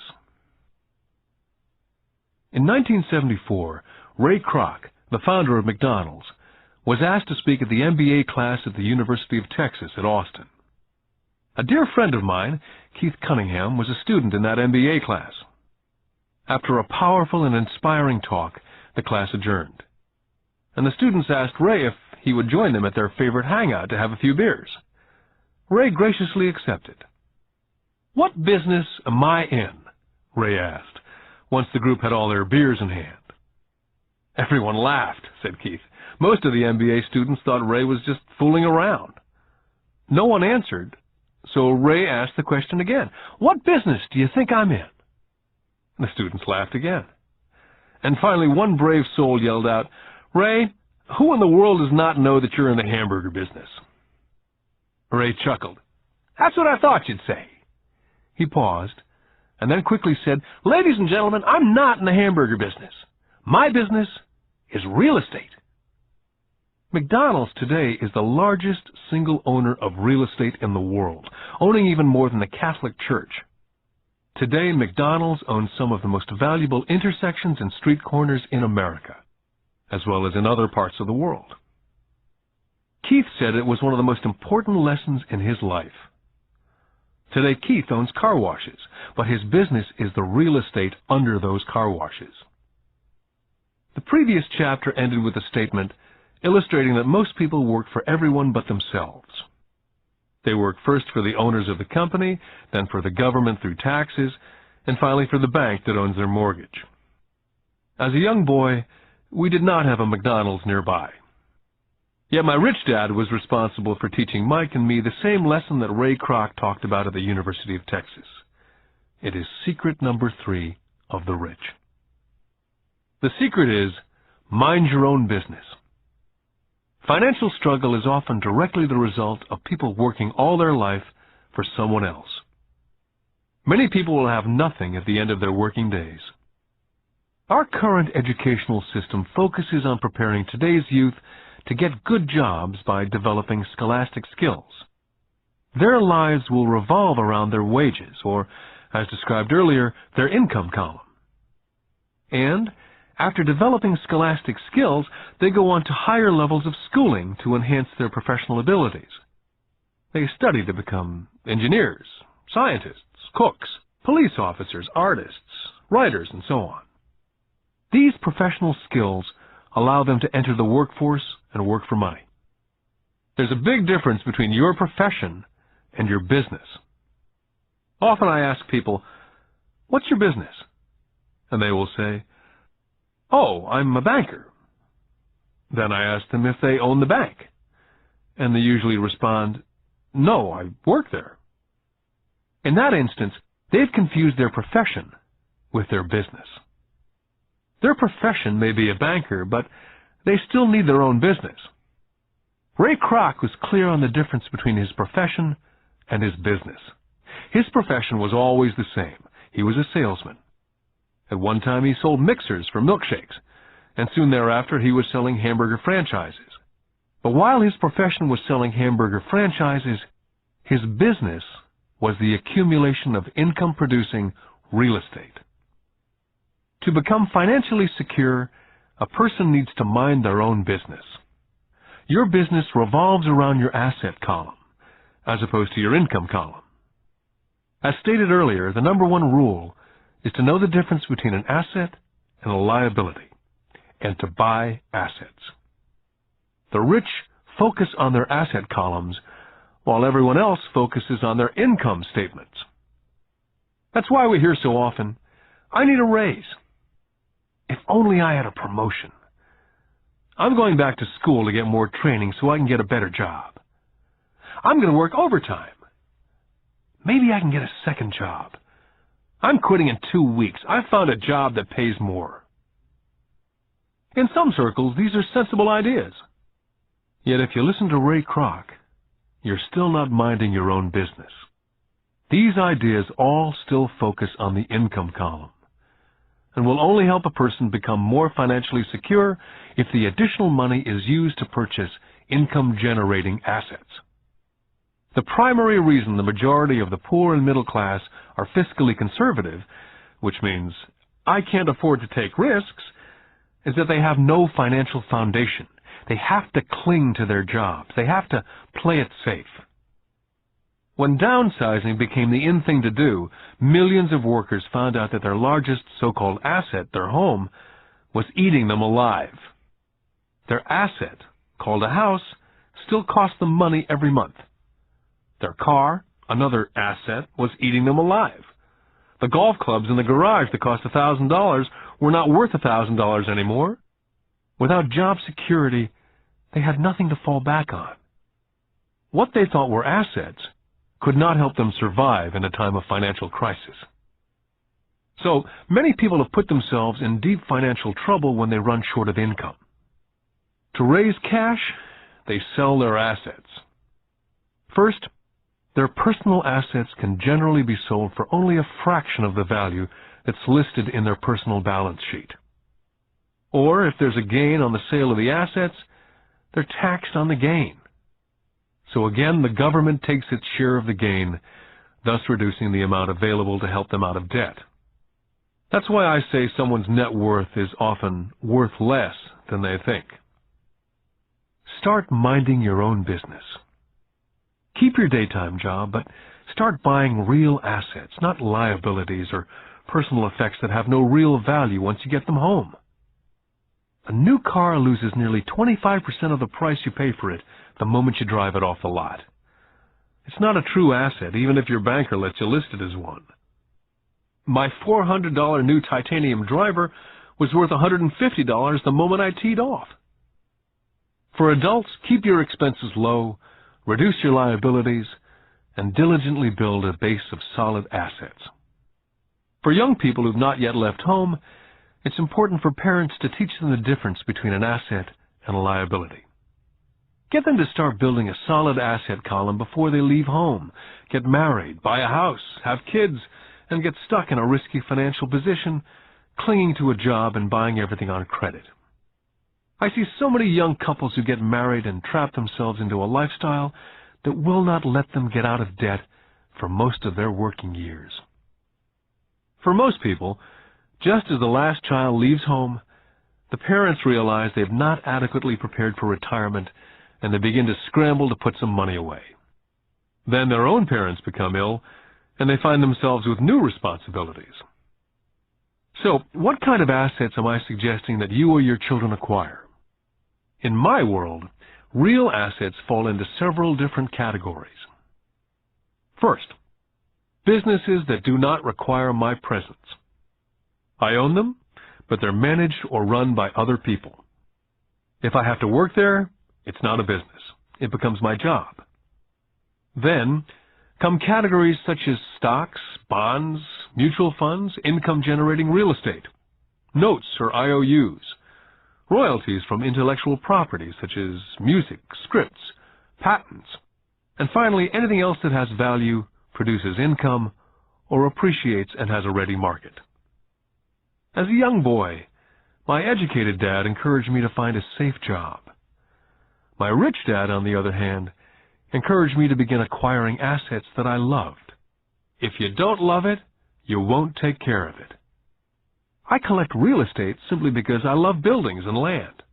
I love shopping for them. I could look at them all day long. When problems arise, the problems are not so bad that it changes my love for real estate. For people who hate real estate, they shouldn't buy it. I love stocks of small companies, especially startups. The reason is that I am an entrepreneur, not a corporate person. In my early years, I worked in large organizations such as Standard Oil of California, the U.S. Marine Corps, and Xerox Corporation. I enjoyed my time with those organizations and have fond memories, but I know deep down I'm not a company man. I like starting companies, not running them. So my stock buys are usually of small companies, and sometimes I even start the company and take it public. Fortunes are made in new stock issues, and I love the game. Many people are afraid of small-cap companies and call them risky, and they are. But risk is always diminished if you love what the investment is, understand it, and know the game. For years, even while I was with the Marine Corps and Xerox, I did what my rich dad recommended. I kept my daytime job, but I still minded my own business. I was active in my asset column. I traded real estate and small stocks. Rich Dad always stressed the importance of financial literacy. The better I was at understanding the accounting and cash management, the better I would be at analyzing investments and eventually starting and building my own company. I would not encourage anyone to start a company unless they really want to. Knowing what I know about running a company, I would not wish that task on anyone. There are times when people cannot find employment where starting a company is a solution for them. The odds are against success. 9 out of 10 companies fail in 5 years. Of those that survive the first 5 years, 9 out of every 10 of those eventually fail as well. So only if you really have the desire to own your own company do I recommend it. Otherwise, keep your daytime job and mind your own business. When I say mind your own business, I mean to build and keep your asset column strong. Once a dollar goes into it, never let it come out. Think of it this way. Once a dollar goes into your asset column, it becomes your employee. The best thing about money is that it works 24 hours a day and can work for generations. Keep your daytime job, be a great hard-working employee, but keep building that asset column. As your cash flow grows, you can buy some luxuries. An important distinction is that rich people buy luxuries last, while the poor and middle class tend to buy luxuries first. The poor and middle class often buy luxury items such as big houses, diamonds, furs, jewelry, or boats because they want to look rich. They look rich, but in reality they just get deeper in debt on credit. The old money people, the long-term rich, built their asset column first. Then the income generated from the asset column bought their luxuries. The poor and middle class buy luxuries with their own sweat, blood, and children's inheritance. A true luxury is a reward for investing in and developing a real asset. For example, when my wife and I had extra money coming from our apartment houses, she went out and bought her Mercedes. It didn't take any extra work or risk on her part because the apartment house bought the car. She did, however, have to wait for it for 4 years while the real estate investment portfolio grew and finally began throwing off enough extra cash flow to pay for the car. But the luxury, the Mercedes, was a true reward because she had proved she knew how to grow her asset column. That car now means a lot more to her than simply another pretty car. It means she used her financial intelligence to afford it. What most people do is they impulsively go out and buy a new car or some other luxury on credit. They may feel bored and just want a new toy. Buying a luxury on credit often causes a person to sooner or later actually resent that luxury because the debt on the luxury becomes a financial burden. After you've taken the time and invested in and built your own business, you're now ready to add the magic touch, the biggest secret of the rich. The secret that puts the rich way ahead of the pack. The reward at the end of the road for diligently taking the time to mind your own business. Lesson 4. The history of taxes and the power of corporations. I remember in school being told the story of Robin Hood and his merry men. My school teacher thought it was a wonderful story of a romantic hero, a Kevin Costner type, who robbed from the rich and gave to the poor. My rich dad did not see Robin Hood as a hero. He called Robin Hood a crook. Robin Hood may be long gone, but his followers live on. How often I still hear people say, "Why don't the rich pay for it?" Or, "The rich should pay more in taxes and give it to the poor." It's this idea of Robin Hood, or taking from the rich to give to the poor, that has caused the most pain for the poor and the middle class. The reason the middle class is so heavily taxed is because of the Robin Hood ideal. The real reality is that the rich are not taxed. It's the middle class who pays for the poor, especially the educated upper-income middle class. Again, to understand fully how things happen, we need to look at the historical perspective. We need to look at the history of taxes. Although my highly educated dad was an expert on the history of education, my rich dad fashioned himself as an expert on the history of taxes. Rich Dad explained to Mike and me that in England and America originally, there were no taxes. Occasionally, there were temporary taxes levied in order to pay for wars. The king or the president would put the word out and ask everyone to chip in. Taxes were levied in Britain for the fight against Napoleon from 1799 to 1816. And in America, taxes were levied to pay for the Civil War from 1861 to 1865.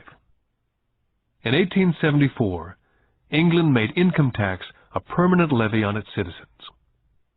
In 1913, an income tax became permanent in the United States with the adoption of the 16th Amendment to the Constitution. What these historical dates fail to reveal is that both of these taxes were initially levied against only the rich. It was this point that Rich Dad wanted Mike and me to understand. He explained that the idea of taxes was made popular and accepted by the majority by telling the poor and the middle class that taxes were created only to punish the rich. This is how the masses voted for the law, and it became constitutionally legal. Although it was intended to punish the rich, in reality it wound up punishing the very people who voted for it, the poor and the middle class. Once government got a taste of money, the appetite grew, said Rich Dad. Your dad and I are exactly opposite. He's a government bureaucrat, and I'm a capitalist. We get paid, and our success is measured on opposite behaviors. He gets paid to spend money and hire people. The more he spends and the more people he hires, the larger his organization becomes. In the government, the larger his organization, the more he's respected. On the other hand, within my organization, the fewer people I hire and the less money I spend, the more I'm respected by my investors. That's why I don't like government people. They have different objectives from most business people. As the government grows, more and more tax dollars will be needed to support it.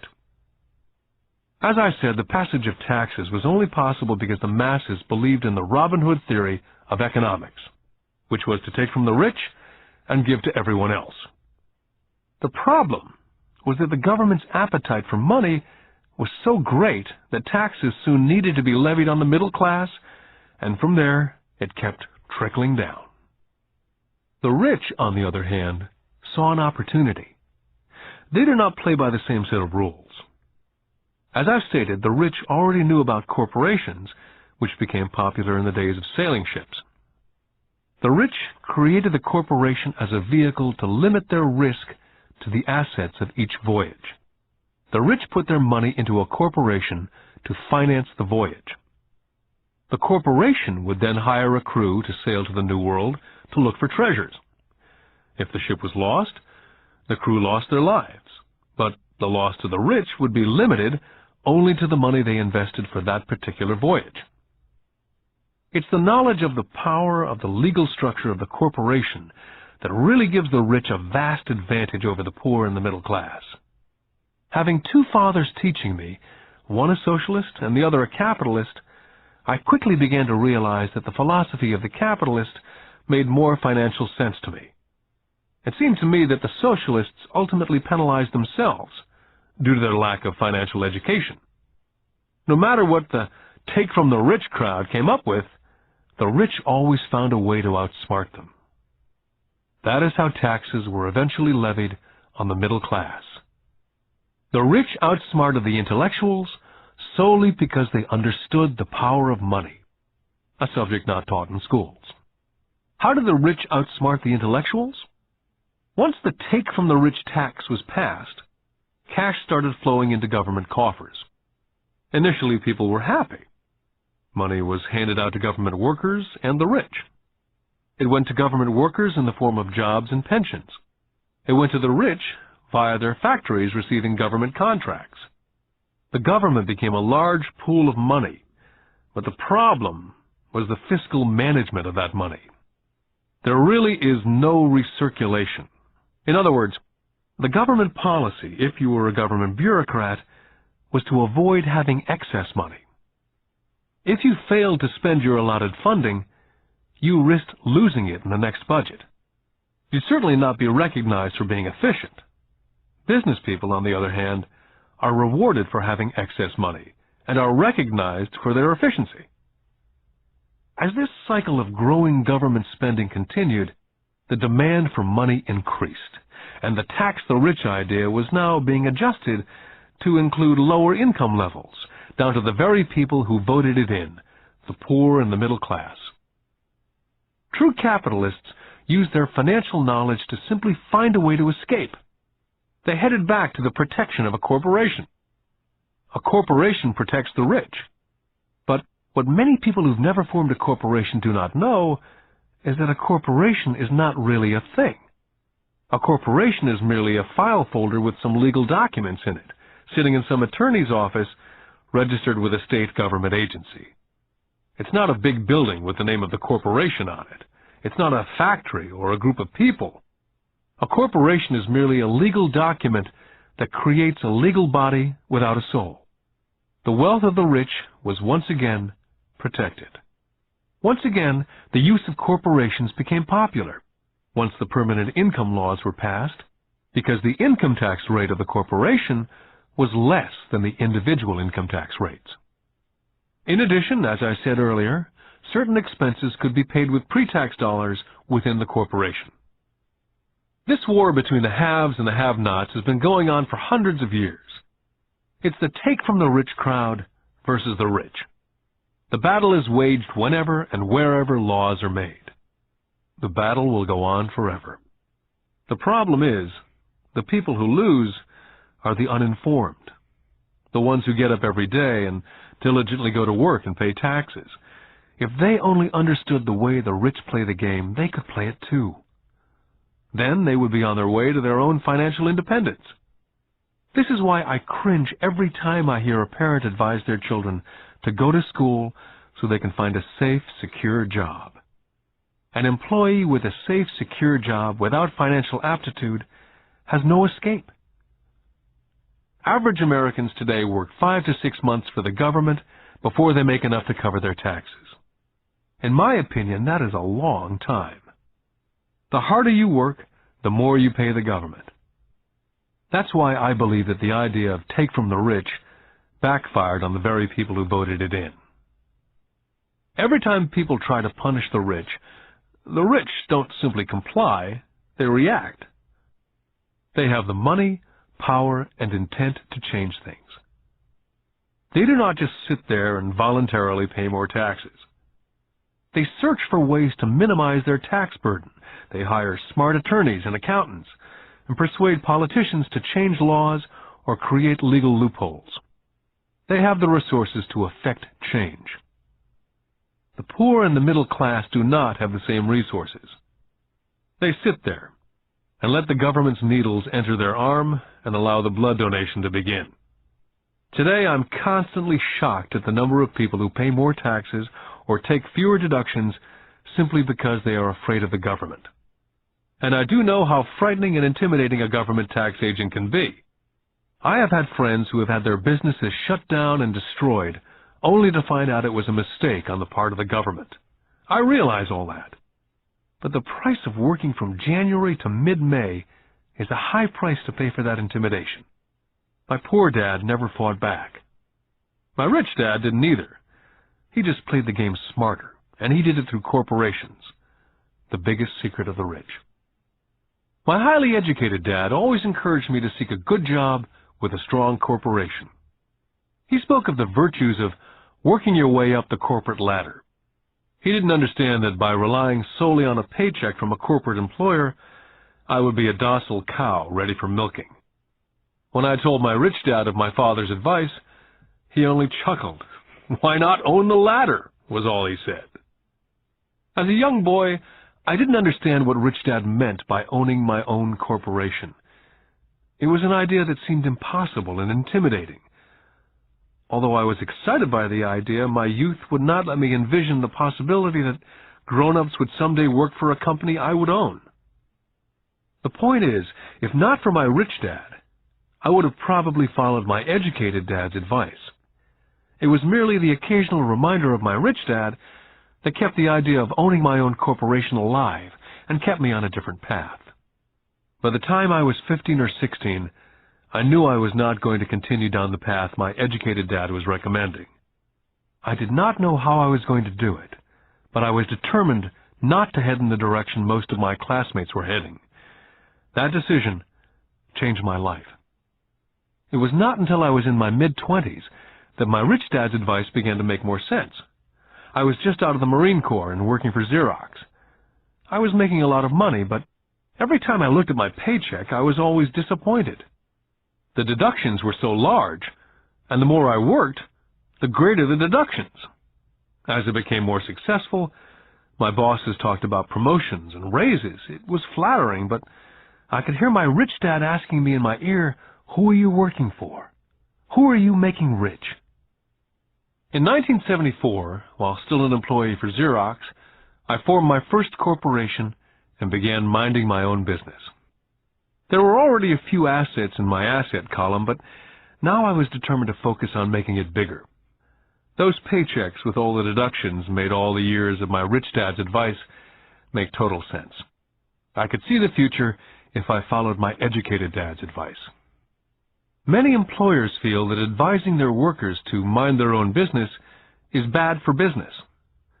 I'm sure it can be for certain individuals, but for me, focusing on my own business, developing assets, made me a better employee. I now had a purpose. I came in early and worked diligently, amassing as much money as possible so I could begin investing in real estate. Hawaii was just set to boom, and there were fortunes to be made. The more I realized we were in the beginning stages of a boom, the more Xerox machines I sold. The more I sold, the more money I made, and of course, the more deductions there were from my paycheck. It was inspiring. I wanted out of the trap of being an employee so badly that I worked harder, not less. By 1978, I was consistently one of the top 5 salespeople in sales, often number 1. I badly wanted out of the rat race. In less than 3 years, I was making more in my own little corporation, which was a real estate holding company, than I was making at Xerox. And the money I was making in my asset column in my own corporation was money working for me, not me pounding on doors selling copiers. My rich dad's advice made much more sense.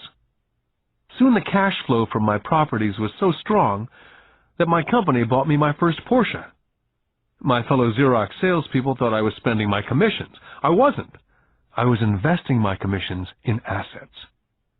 My money was working hard to make more money.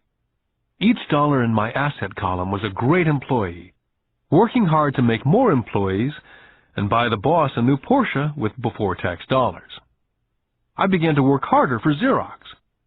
The plan was working, and my Porsche was the proof. By using the lessons I learned from my rich dad, I was able to get out of the proverbial rat race of being an employee at an early age. It was made possible because of the strong financial knowledge I'd acquired through these lessons. Without this financial knowledge, which I call my financial IQ, my road to financial independence would have been much more difficult. I now teach others through financial seminars in the hope that I may share my knowledge with them. Whenever I do my talks, I remind people that financial IQ is made up of knowledge from 4 broad areas of expertise. The first area is accounting, what I call financial literacy, a vital skill if you want to build an empire. The more money you're responsible for, the more accuracy is required, or the house comes tumbling down. This is the left brain side, or the details. Financial literacy is the ability to read and understand financial statements. This ability allows you to identify the strengths and weaknesses of any business. The second is investing, what I call the science of money-making money. This involves strategies and formulas. This is the right brain side, or the creative side. Next, you must obtain expertise in understanding markets, the science of supply and demand. There's a need to know the technical aspects of the market, which is emotion-driven. The Tickle Me Elmo doll during Christmas 1996 is a case of technical or emotion-driven market. The other market factor is the fundamental or the economic sense of an investment. Does an investment make sense, or does it not make sense based on the current market conditions? Finally, you must understand the law. For instance, utilizing a corporation wrapped around the technical skills of accounting, investing, and markets can aid explosive growth.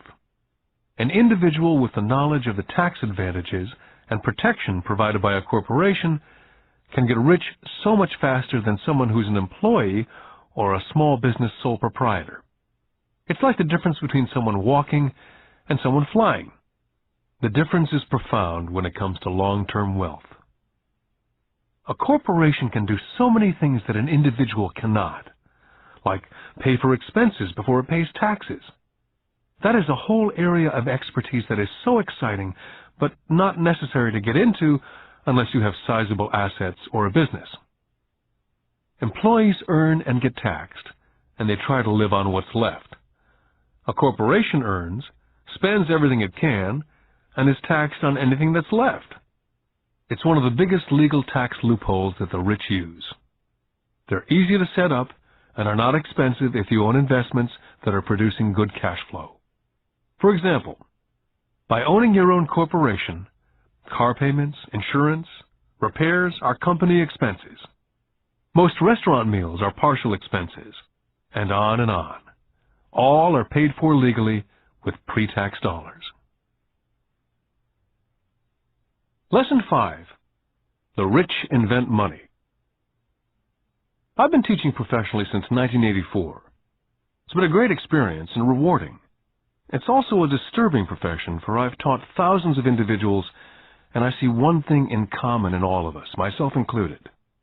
We all have tremendous potential, and we are all blessed with gifts. Yet the one thing that holds all of us back is some degree of self-doubt.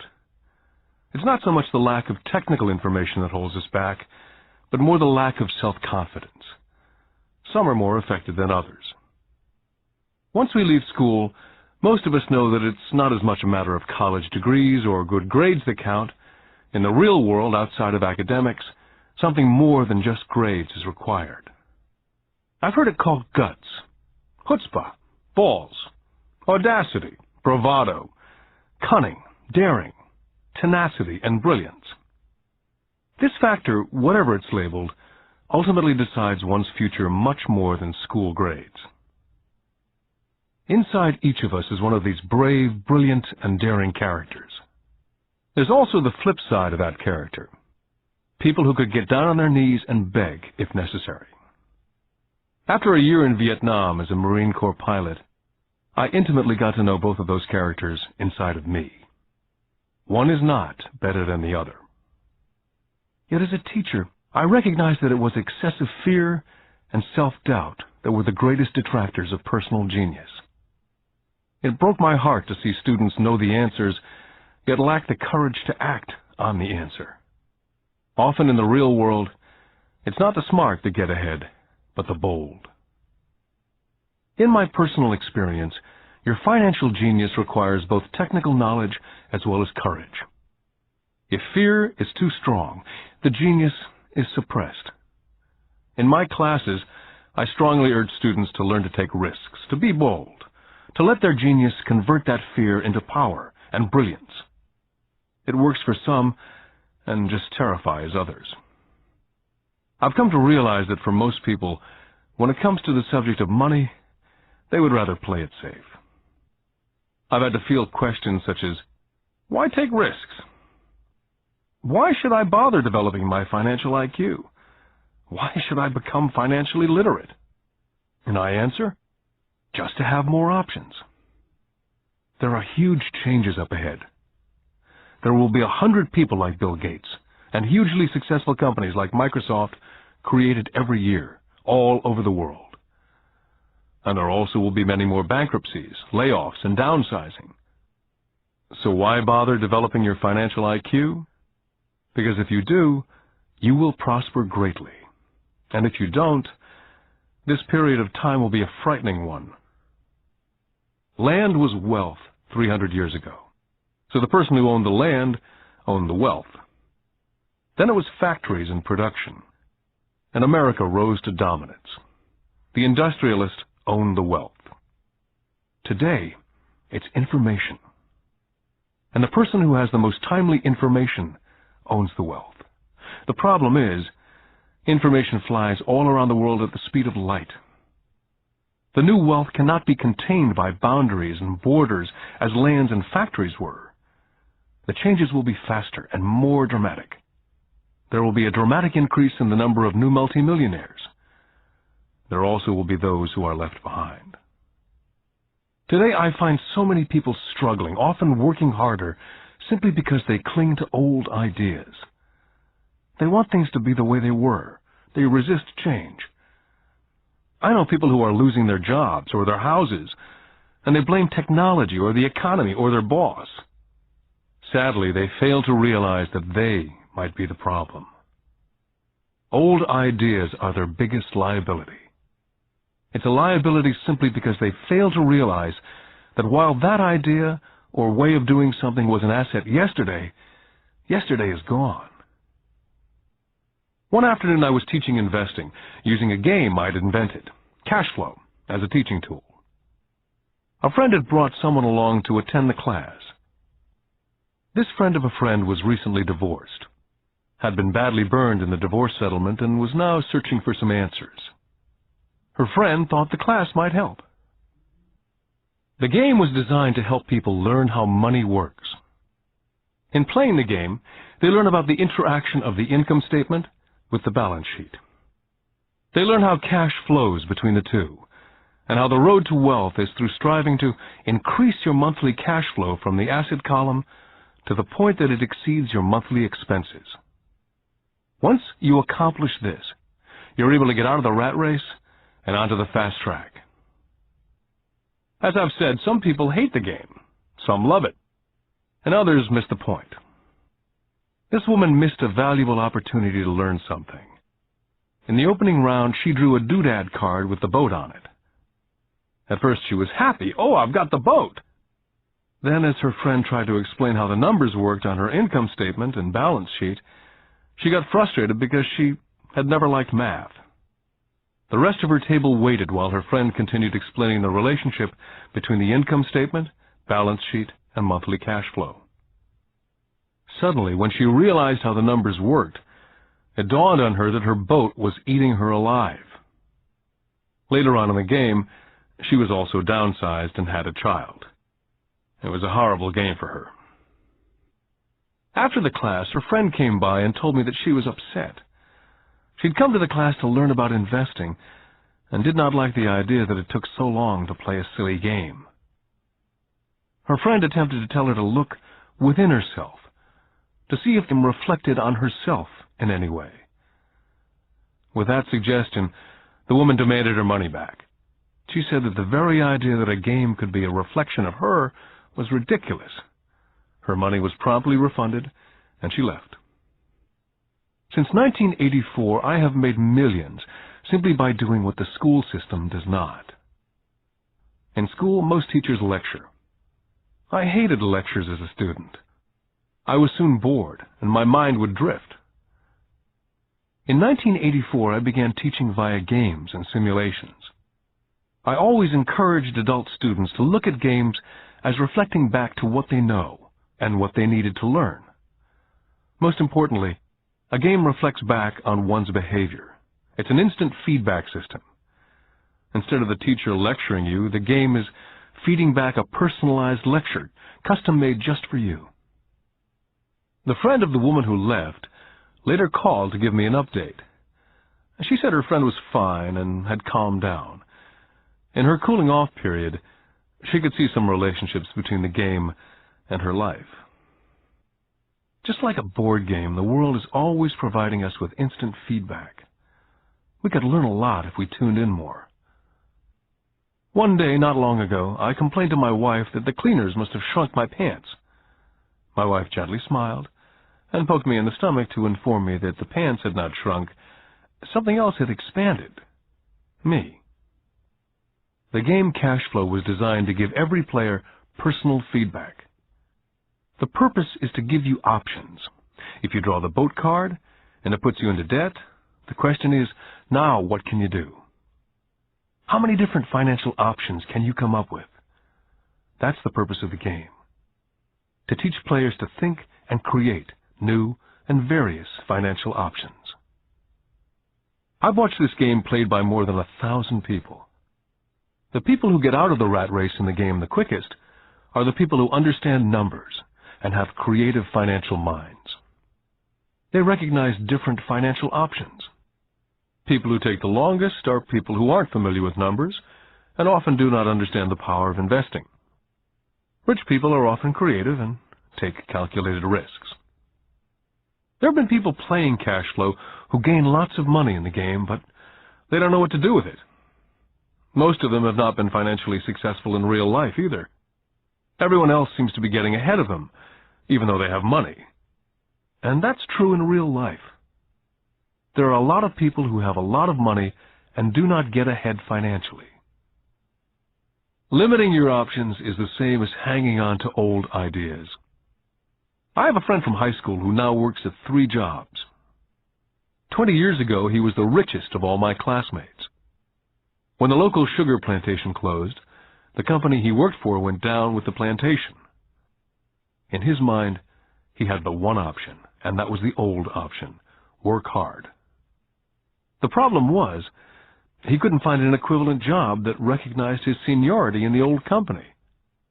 As a result, he's overqualified for the jobs he currently has, so his salary is lower. He now works 3 jobs to earn enough to survive. I've watched people playing Cash Flow complaining that the right opportunity cards are not coming their way, so they sit there. I know people who do that in real life. They wait for the right opportunity. I've watched people get the right opportunity card and then not have enough money. Then they complain they would have gotten out of the rat race if they'd had more money. So they sit there. I know people in real life who do that also. They see all the great deals, but they have no money.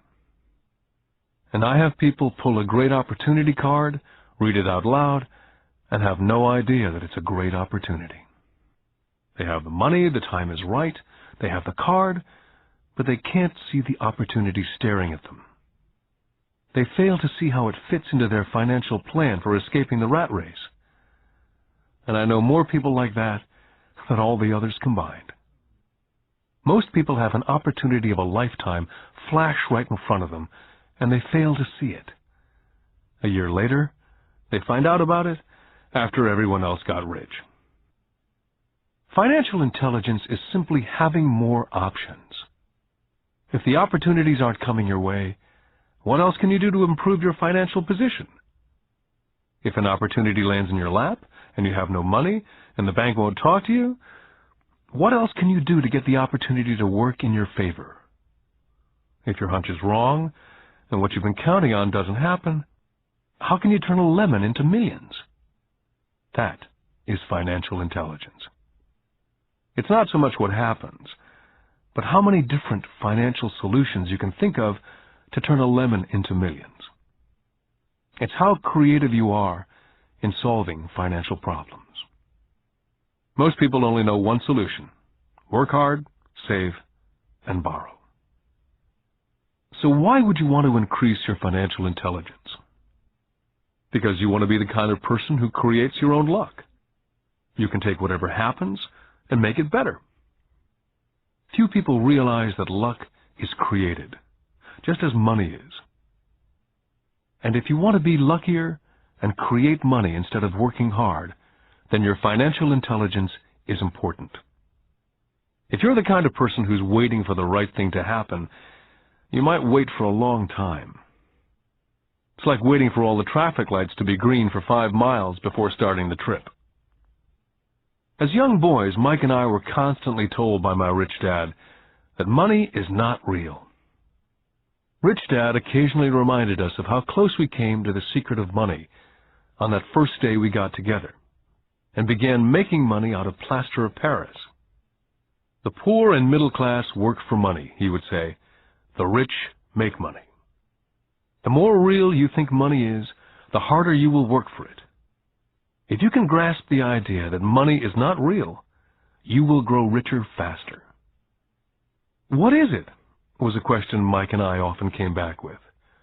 What is money if it's not real? What we agree it is, was all Rich Dad would say. The single most powerful asset we all have is our mind. If it's trained well, it can create enormous wealth in what seems to be an instant. I'll give you a simple example of creating money. In the early 1990s, the economy of Phoenix was horrible. I was watching the TV show Good Morning America when a financial planner came on and began forecasting doom and gloom. His advice was to save money. Put $100 away every month, he said, and in 40 years you will be a multimillionaire. Well, putting money away every month is a sound idea. It is one option, the option most people subscribe to. The problem is this: it blinds the person from what's really going on. They miss major opportunities for much more significant growth of their money. The world is passing them by. As I said, the economy was terrible at that time. For investors, this is the perfect market condition. A chunk of my money was in the stock market and in apartment houses. I was short of cash. Because everyone was giving stuff away, I was buying. I was not saving money, I was investing. My wife and I had more than $1 million in cash working in a market that was rising fast. It was the best opportunity to invest. The economy was terrible. I just could not pass up these small deals. Houses that were once $100,000 were now $75,000. But instead of shopping at the local real estate office, I began shopping at the bankruptcy attorney's office or the courthouse steps. In these shopping places, a $75,000 house could sometimes be bought for $20,000 or less. For $2,000, which was loaned to me from a friend for 90 days for $200, I gave an attorney a cashier's check as a down payment. While the acquisition was being processed, I ran an ad in the paper advertising a $75,000 house for only $60,000 and no money down. The phone rang hard and heavy. Prospective buyers were screened, and once the property was legally mine, all the prospective buyers were allowed to look at the house. It was a feeding frenzy. The house sold in a few minutes. I asked for a $2,500 processing fee, which they gladly handed over, and the escrow and title company took over from there. I returned the $2,000 to my friend with an additional $200. He was happy, the home buyer was happy, the attorney was happy, and I was happy. I'd sold a house for $60,000 that cost me $20,000. The $40,000 was created from money in my asset column in the form of a promissory note from the buyer. Total working time, 5 hours. During this depressed market, my wife and I were able to do 6 of these simple transactions in our spare time. While the bulk of our money was in larger properties in the stock market, we were able to create more than $190,000 in assets, notes at 10% interest, in those 6 buy, create, and sell transactions. That comes to approximately $19,000 a year income, much of it sheltered through our private corporation. Much of that $19,000 a year goes to pay for our company cars, gas, trips, insurance, dinners with clients, and other things. By the time the government gets a chance to tax that income, it's been spent on legally allowed pre-tax expenses. This was a simple example of how money is invented, created, and protected using financial intelligence. Ask yourself how long it would take to save $190,000. Would the bank pay you 10% interest on your money? And the note is good for 30 years. I hope they never pay me the $190,000. I have to pay a tax if they pay me the principal. And besides, $19,000 paid over 30 years is a little over $500,000 in income. The math is simple. You don't need algebra or calculus. I don't write much because the escrow company handles the legal transaction and the servicing of the payments. I have no roofs to fix or toilets to unplug because the owners do that.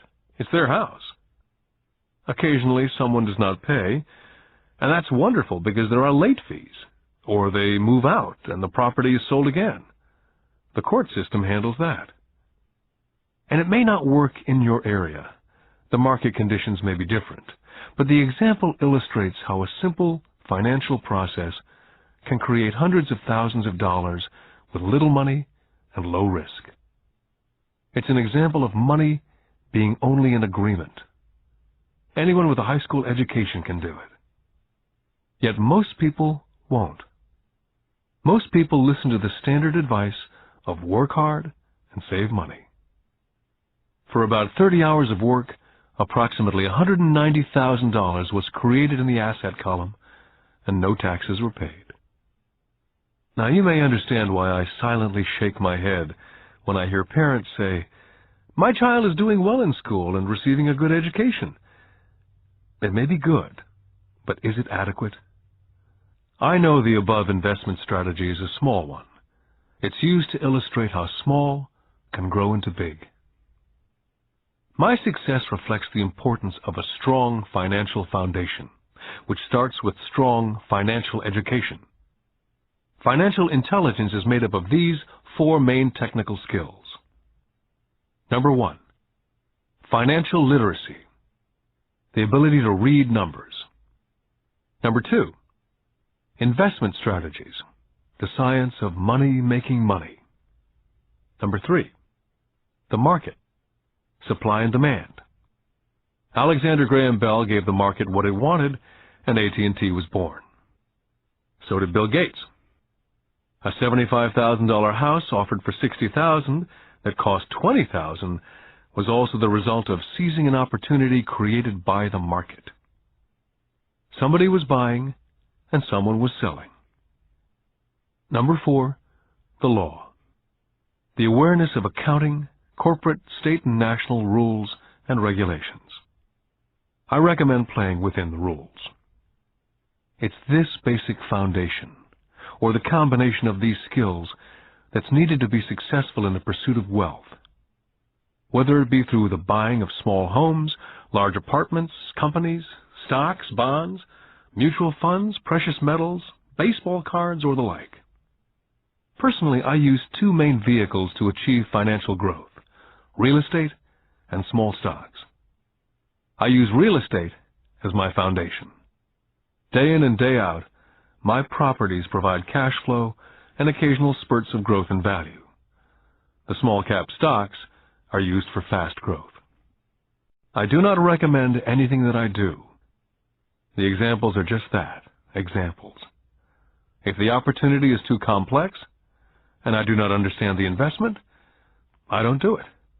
Simple math and common sense is all that's needed to do well financially.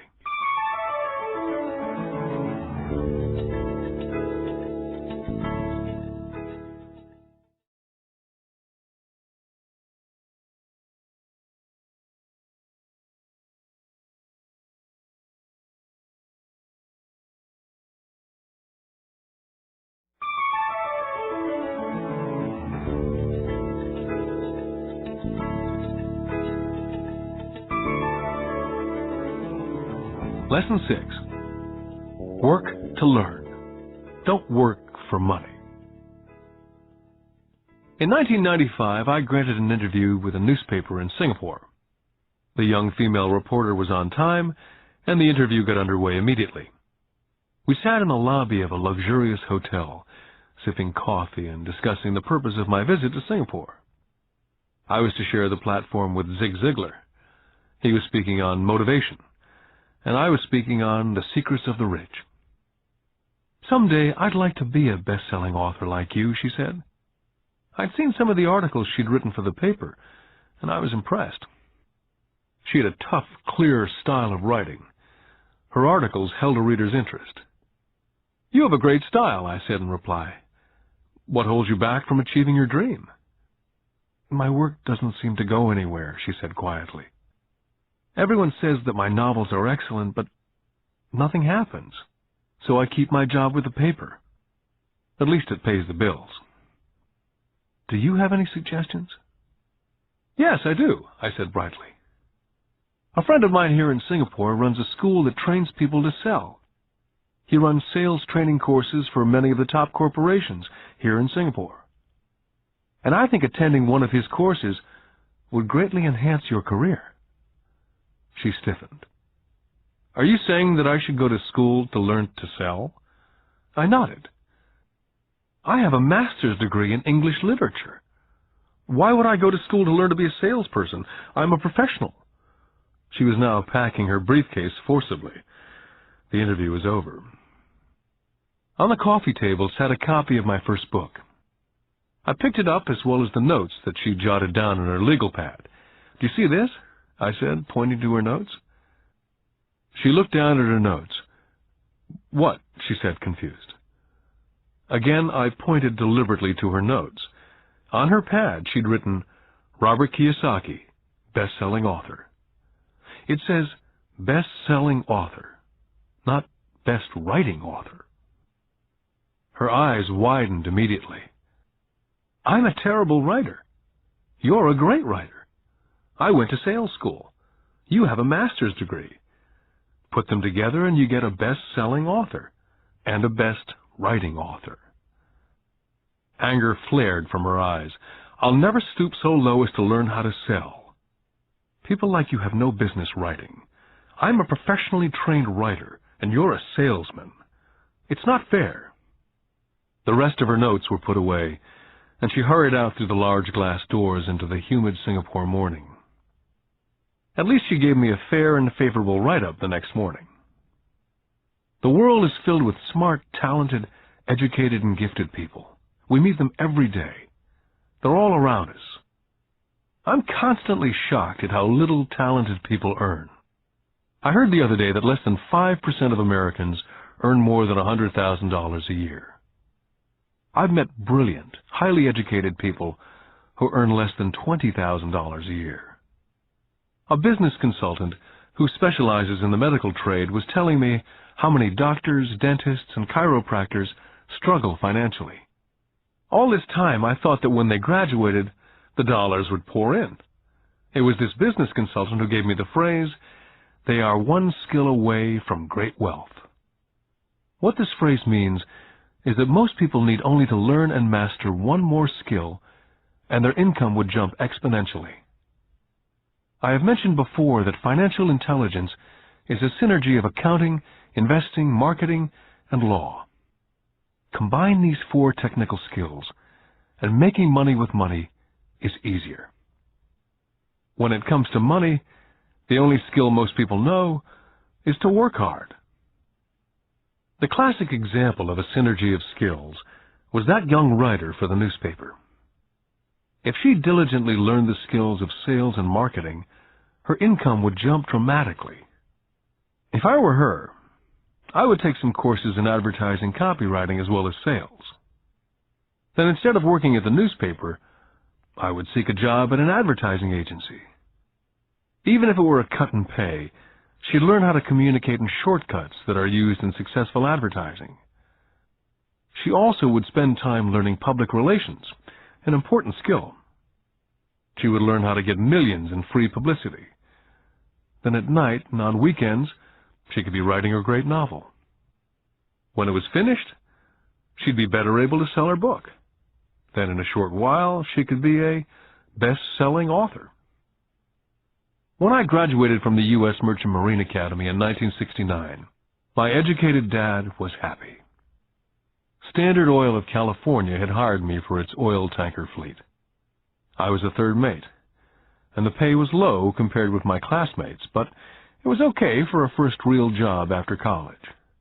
My starting pay was about $42,000 a year, including overtime, and I only had to work for 7 months. I had 5 months of vacation. If I'd wanted to, I could have taken the run to Vietnam with a subsidiary shipping company and easily doubled my pay instead of taking the 5 months vacation. I had a great career ahead of me, yet I resigned after 6 months with the company and joined the Marine Corps to learn how to fly. My educated dad was devastated. Rich Dad congratulated me. In school and in the workplace, the popular opinion is the idea of specialization. That is, in order to make more money or get promoted, you need to specialize. That is why medical doctors immediately begin to seek a specialty, such as orthopedics or pediatrics. The same is true for accountants, architects, lawyers, pilots, and others. My educated dad believed in the same dogma. That's why he was thrilled when he eventually achieved his doctorate. He often admitted that schools reward people who study more and more about less and less. Rich Dad encouraged me to do exactly the opposite. You want to know a little about a lot, was his suggestion. That's why for years I worked in different areas of his companies. For a while I worked in his accounting department. Although I would probably never have been an accountant, he wanted me to learn via osmosis. Rich Dad knew I would pick up jargon and a sense of what's important and what's not. I also worked as a busboy and construction worker, as well as in sales, reservations, and marketing. He was grooming Mike and me. That's why he insisted we sit in on the meetings with his bankers, lawyers, accountants, and brokers. He wanted us to know a little about every aspect of his empire. Educated Dad thought I went to school to learn to be a ship's officer. Rich Dad knew that I went to school to study international trade. So as a student, I made cargo runs navigating large freighters, oil tankers, and passenger ships to the Far East and the South Pacific. Rich Dad emphasized that I stay in the Pacific instead of taking ships to Europe, because he knew that the emerging nations were in Asia, not Europe. While most of my classmates, including Mike, were partying at their fraternity houses, I was studying trade, people, business styles and cultures in Japan, Taiwan, Thailand, Singapore, Hong Kong, Vietnam, Korea, Tahiti, Samoa, and the Philippines. I also was partying, but it was not in any frat house. I grew up rapidly. Educated Dad could not understand why I decided to quit and join the Marine Corps. I told him I wanted to learn to fly, but really I wanted to learn to lead troops. Rich Dad explained to me that the hardest part of running a company is managing people. He'd spent 3 years in the Army. My educated dad was draft exempt. Rich Dad told me of the value of learning to lead men into dangerous situations. Leadership is what you need to learn next, he said. If you're not a good leader, you'll get shot in the back, just like they do in business. Returning from Vietnam in 1973, I resigned my commission, even though I loved flying. I found a job with Xerox Corporation. I joined it for one reason, and it was not for the benefits.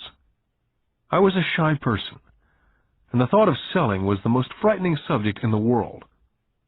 Xerox was one of the best sales training programs in America. Rich Dad was proud of me. My educated dad was ashamed. Being an intellectual, he thought that salespeople were below him. I worked with Xerox for 4 years, until I overcame my fear of knocking on doors and being rejected. Once I could consistently be in the top 5 in sales, I again resigned and moved on, leaving behind another great career with an excellent company. In 1977, I formed my first company.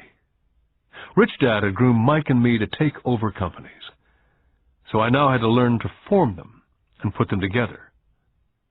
My first product, the nylon and Velcro wallet, was manufactured in the Far East and shipped to a warehouse in New York, near where I had gone to school. My formal education was complete, and it was time to test my wings. If I failed, I went broke. Rich Dad thought it best to go broke before 30. You still have time to recover, was his advice. On the eve of my 30th birthday, my first shipment left Korea for New York. Today, I still do business internationally, and as my rich dad encouraged me to do, I keep seeking the emerging nations. Today, my investment company invests in South America, Asia, Norway, and Russia. There's an old cliché that goes, JOB is an acronym for just over broke. And unfortunately, I would say that the saying applies to millions of people. Because school does not think financial intelligence is an intelligence, most workers live within their means. They work and they pay bills. There's another horrible management theory that goes, workers work hard enough to not be fired, and owners pay just enough so that workers won't quit. And if you look at the pay scales of most companies, again I would say there is a degree of truth in that statement. The net result is that most workers never get ahead. They do what they've been taught to do. Get a secure job. Most workers focus on working for pay and benefits that reward them in the short term, but is often disastrous in the long run. Instead, I recommend to young people to seek work for what they will learn more than what they will earn. Look down the road at what skills they want to acquire before choosing a specific profession, and before getting trapped in a rat race. When I speak to adults who want to earn more money, I always recommend the same thing. I suggest taking a long view of their life. Instead of simply working for the money and security, which I admit are important, I suggest they take a second job that will teach them a second skill. Often I recommend joining a network marketing company, also called multi-level marketing, if they want to learn sales skills. Some of these companies have excellent training programs that help people get over their fear of failure and rejection, which are the main reasons people are unsuccessful. Education is more valuable than money in the long run. When I ask the classes I teach, how many of you can cook a better hamburger than McDonald's? Almost all of the students raise their hands. I then ask, so if most of you can cook a better hamburger, how come McDonald's makes more money than you? The answer is obvious. McDonald's is excellent at business systems. The reason so many talented people are poor is because they focus on building a better hamburger and know little to nothing about business systems. A friend of mine in Hawaii is a great artist. He makes a sizable amount of money. One day his mother's attorney called to tell him that she had left him $35,000. That is what was left of her estate after the attorney and the government took their shares. Immediately he saw an opportunity to increase his business by using some of this money to advertise. 2 months later, his first 4-color full-page ad appeared in an expensive magazine that targeted the very rich. The ad ran for 3 months.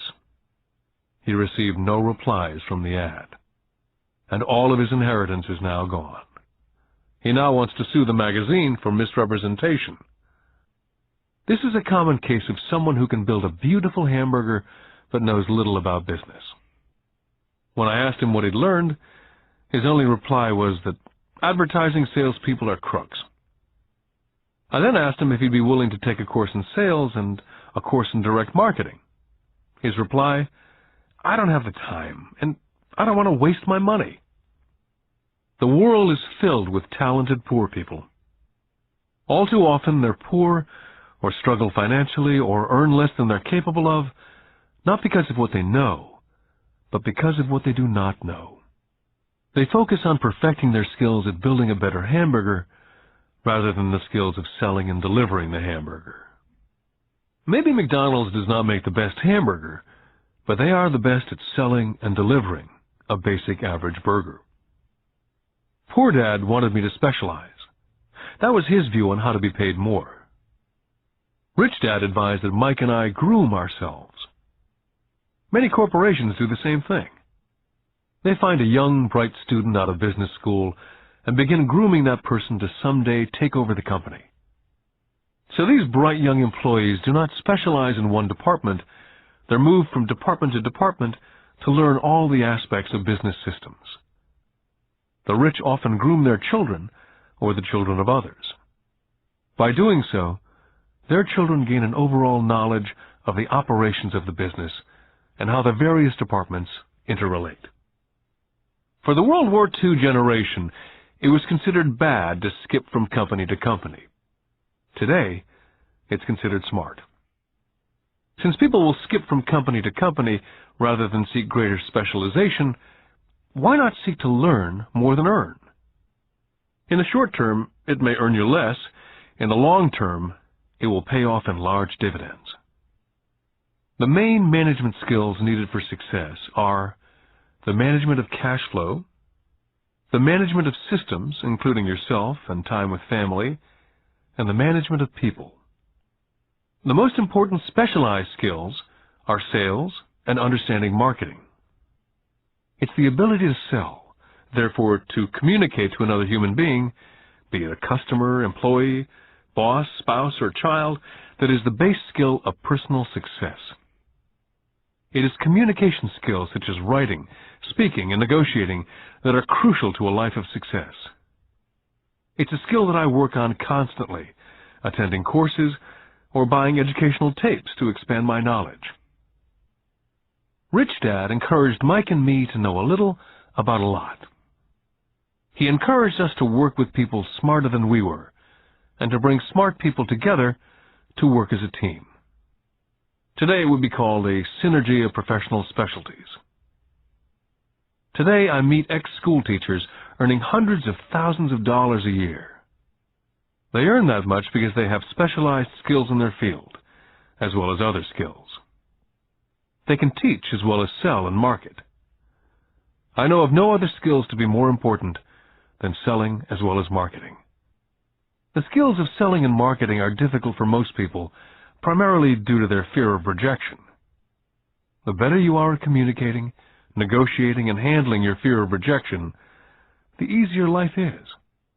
Just as I advise that newspaper writer who wanted to become a best-selling author, I advise anyone else today. Being technically specialized has its strengths as well as its weaknesses. I have friends who are geniuses, but they cannot communicate effectively with other human beings. And as a result, their earnings are pitiful. I advise them to just spend a year learning to sell. And even if they earn nothing, their communication skills will improve. And that is priceless. Getting started. I wish I could say acquiring wealth was easy for me, but it wasn't. So in response to the question, how do I start, I offer the thought process I go through on a day-by-day basis. It really is easy to find great deals. I promise you that. It's just like riding a bike. After a little wobbling, it's a piece of cake. But when it comes to money, it's the determination to get through the wobbling that's a personal thing. To find million-dollar deals of a lifetime requires us to call on our financial genius. I believe that each of us has a financial genius within us. The problem is, our financial genius lies asleep, waiting to be called upon. It lies asleep because our culture has educated us into believing that the love of money is the root of all evil. It's encouraged us to learn a profession so we can work for money, but failed to teach us how to have money work for us. It taught us not to worry about our financial future. Our company or the government would take care of us when our working days are over.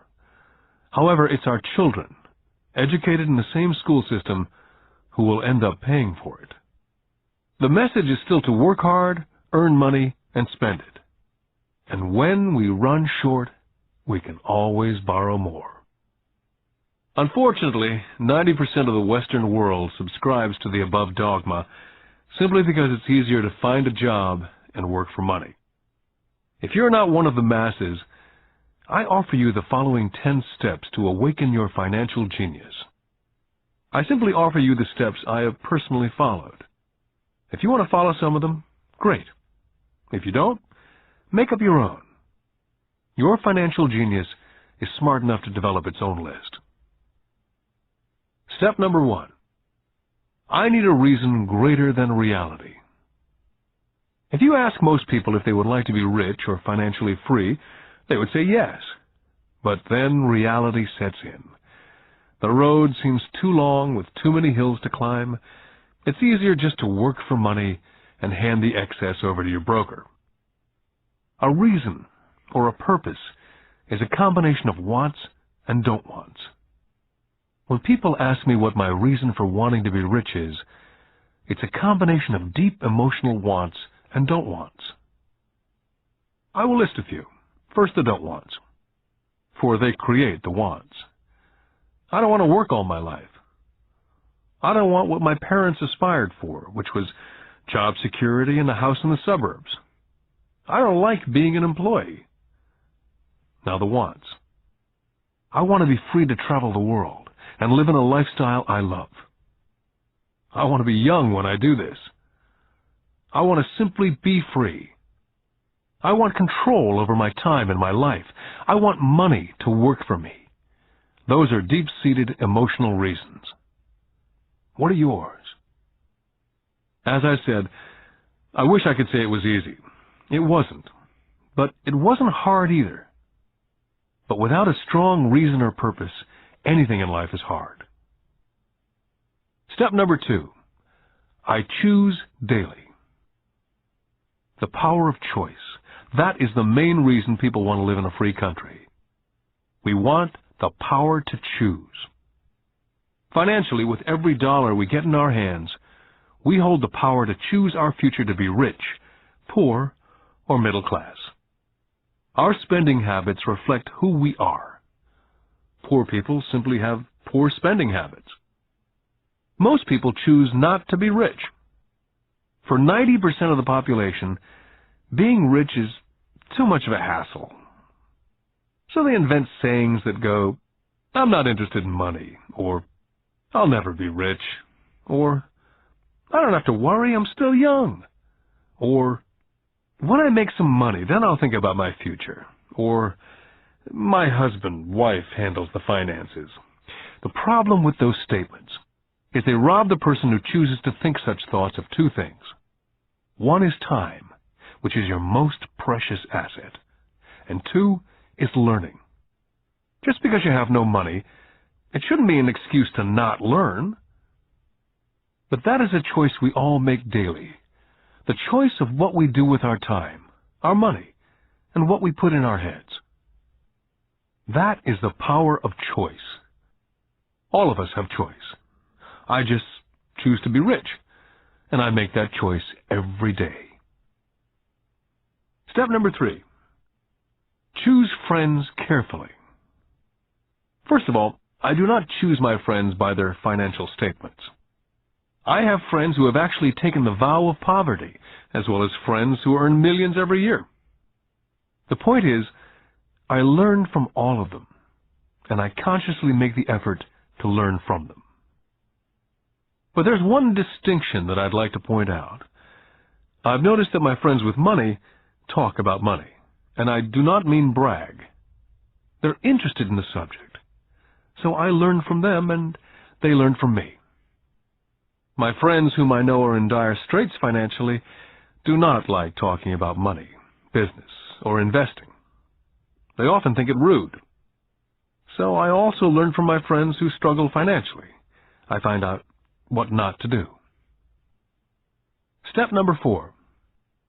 Master a formula and then learn a new one. In order to make bread, every baker follows a recipe, even if it's only held in their head. The same is true for making money. That's why money is often called dough.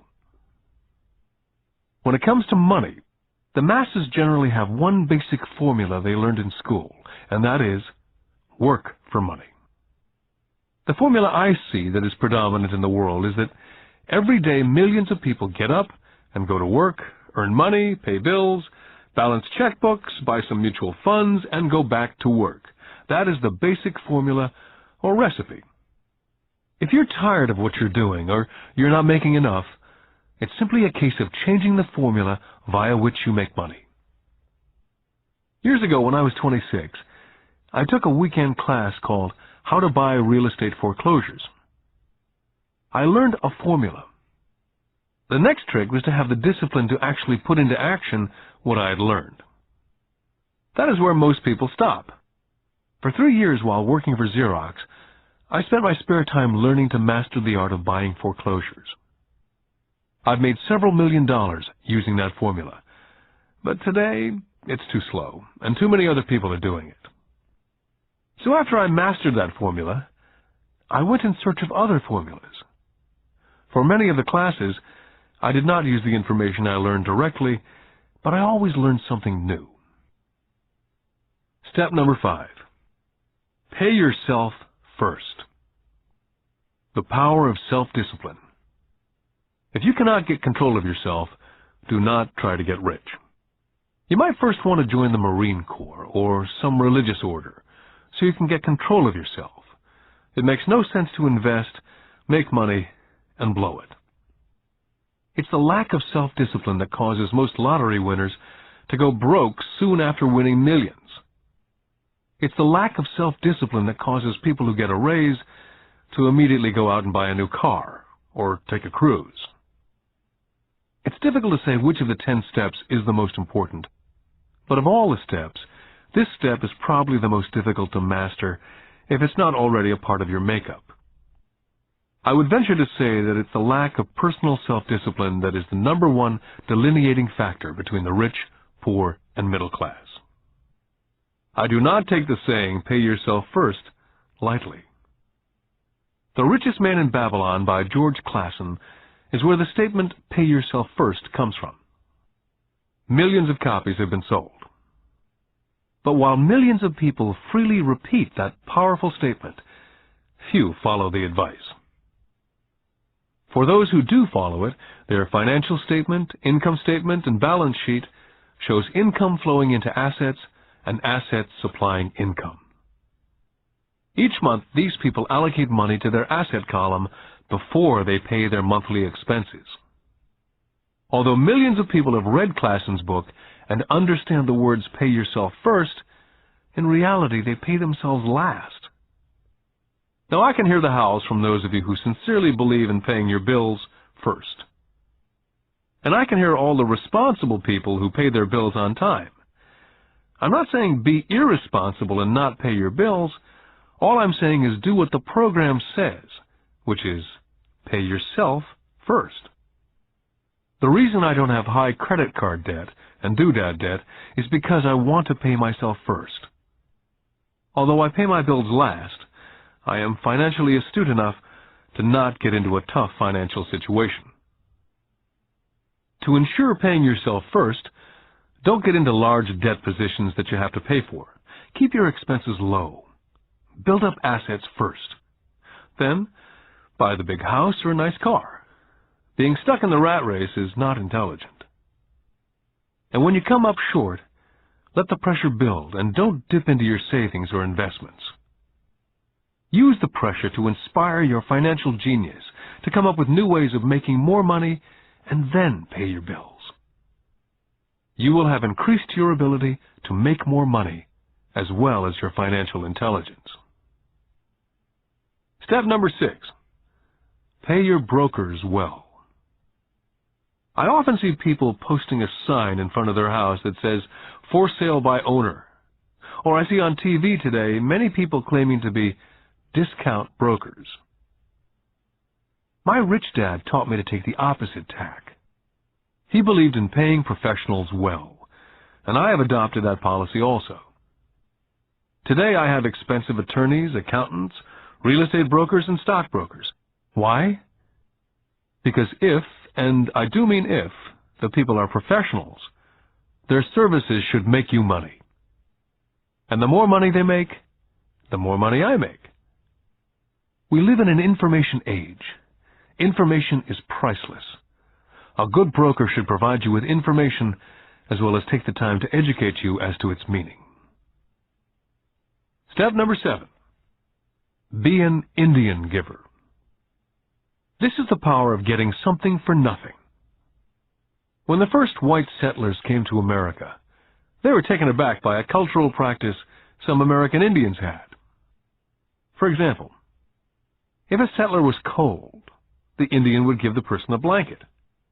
Mistaking it for a gift, the settler was often offended when the Indian asked for it back. The Indians also got upset when they realized the settlers did not want to give it back. That is where the term Indian giver came from. A simple cultural misunderstanding. In the world of the asset column, being an Indian giver is vital to wealth. The sophisticated investor's first question is, how fast do I get my money back? They also want to know what they get for free, also called a piece of the action. That is why the ROI, or return of and on investment, is so important. Frequently, my broker will call me and recommend I move a sizable amount of money into the stock of a company that he feels is just about to make a move that will add value to the stock, like announcing a new product. I will move my money in for a week to a month while the stock moves up. Then I pull my initial dollar amount out and stop worrying about the fluctuations of the market because my initial money is back and ready to work on another asset. So my money goes in and then it comes out, and I own an asset that was technically free. Step number 8. Assets buy luxuries. As I said in the section, pay yourself first.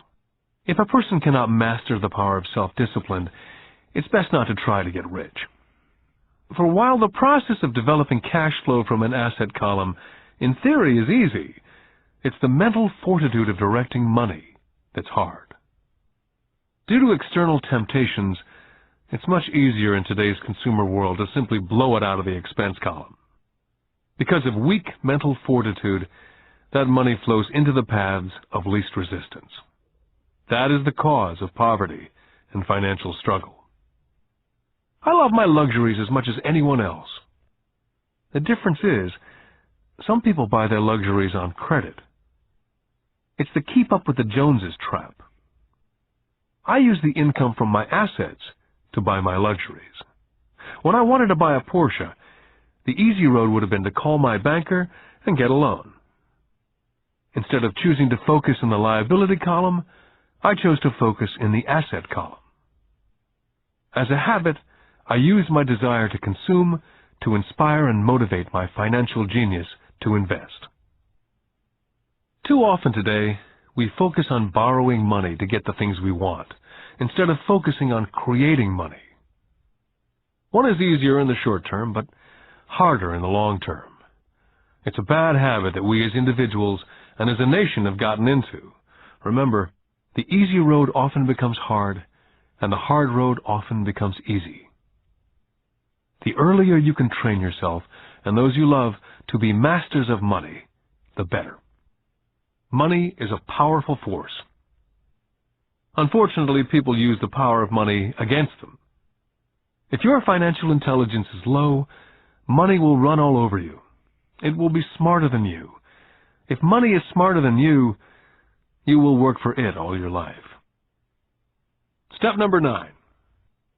The need for heroes. When I was a kid, I greatly admired Willie Mays, Hank Aaron, Yogi Berra.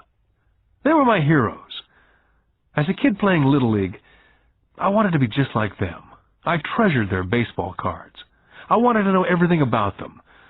I knew the stats, the RBI, the ERAs, their batting averages, how much they got paid, and how they came up from the minors. I wanted to know everything because I wanted to be just like them. Every time, as a 9 or 10-year-old kid, when I stepped up to bat or played first base or catcher, it wasn't me. I was Yogi or Hank. It's one of the most powerful ways we learn that we often lose as adults. We lose our heroes. We lose our naivete. I have new heroes as I grow older. I have golf heroes such as Peter Jacobsen, Fred Couples, and Tiger Woods. I copy their swings and do my best to read everything I can about them. I also have heroes such as Donald Trump, Warren Buffett, Peter Lynch, George Soros, and Jim Rogers.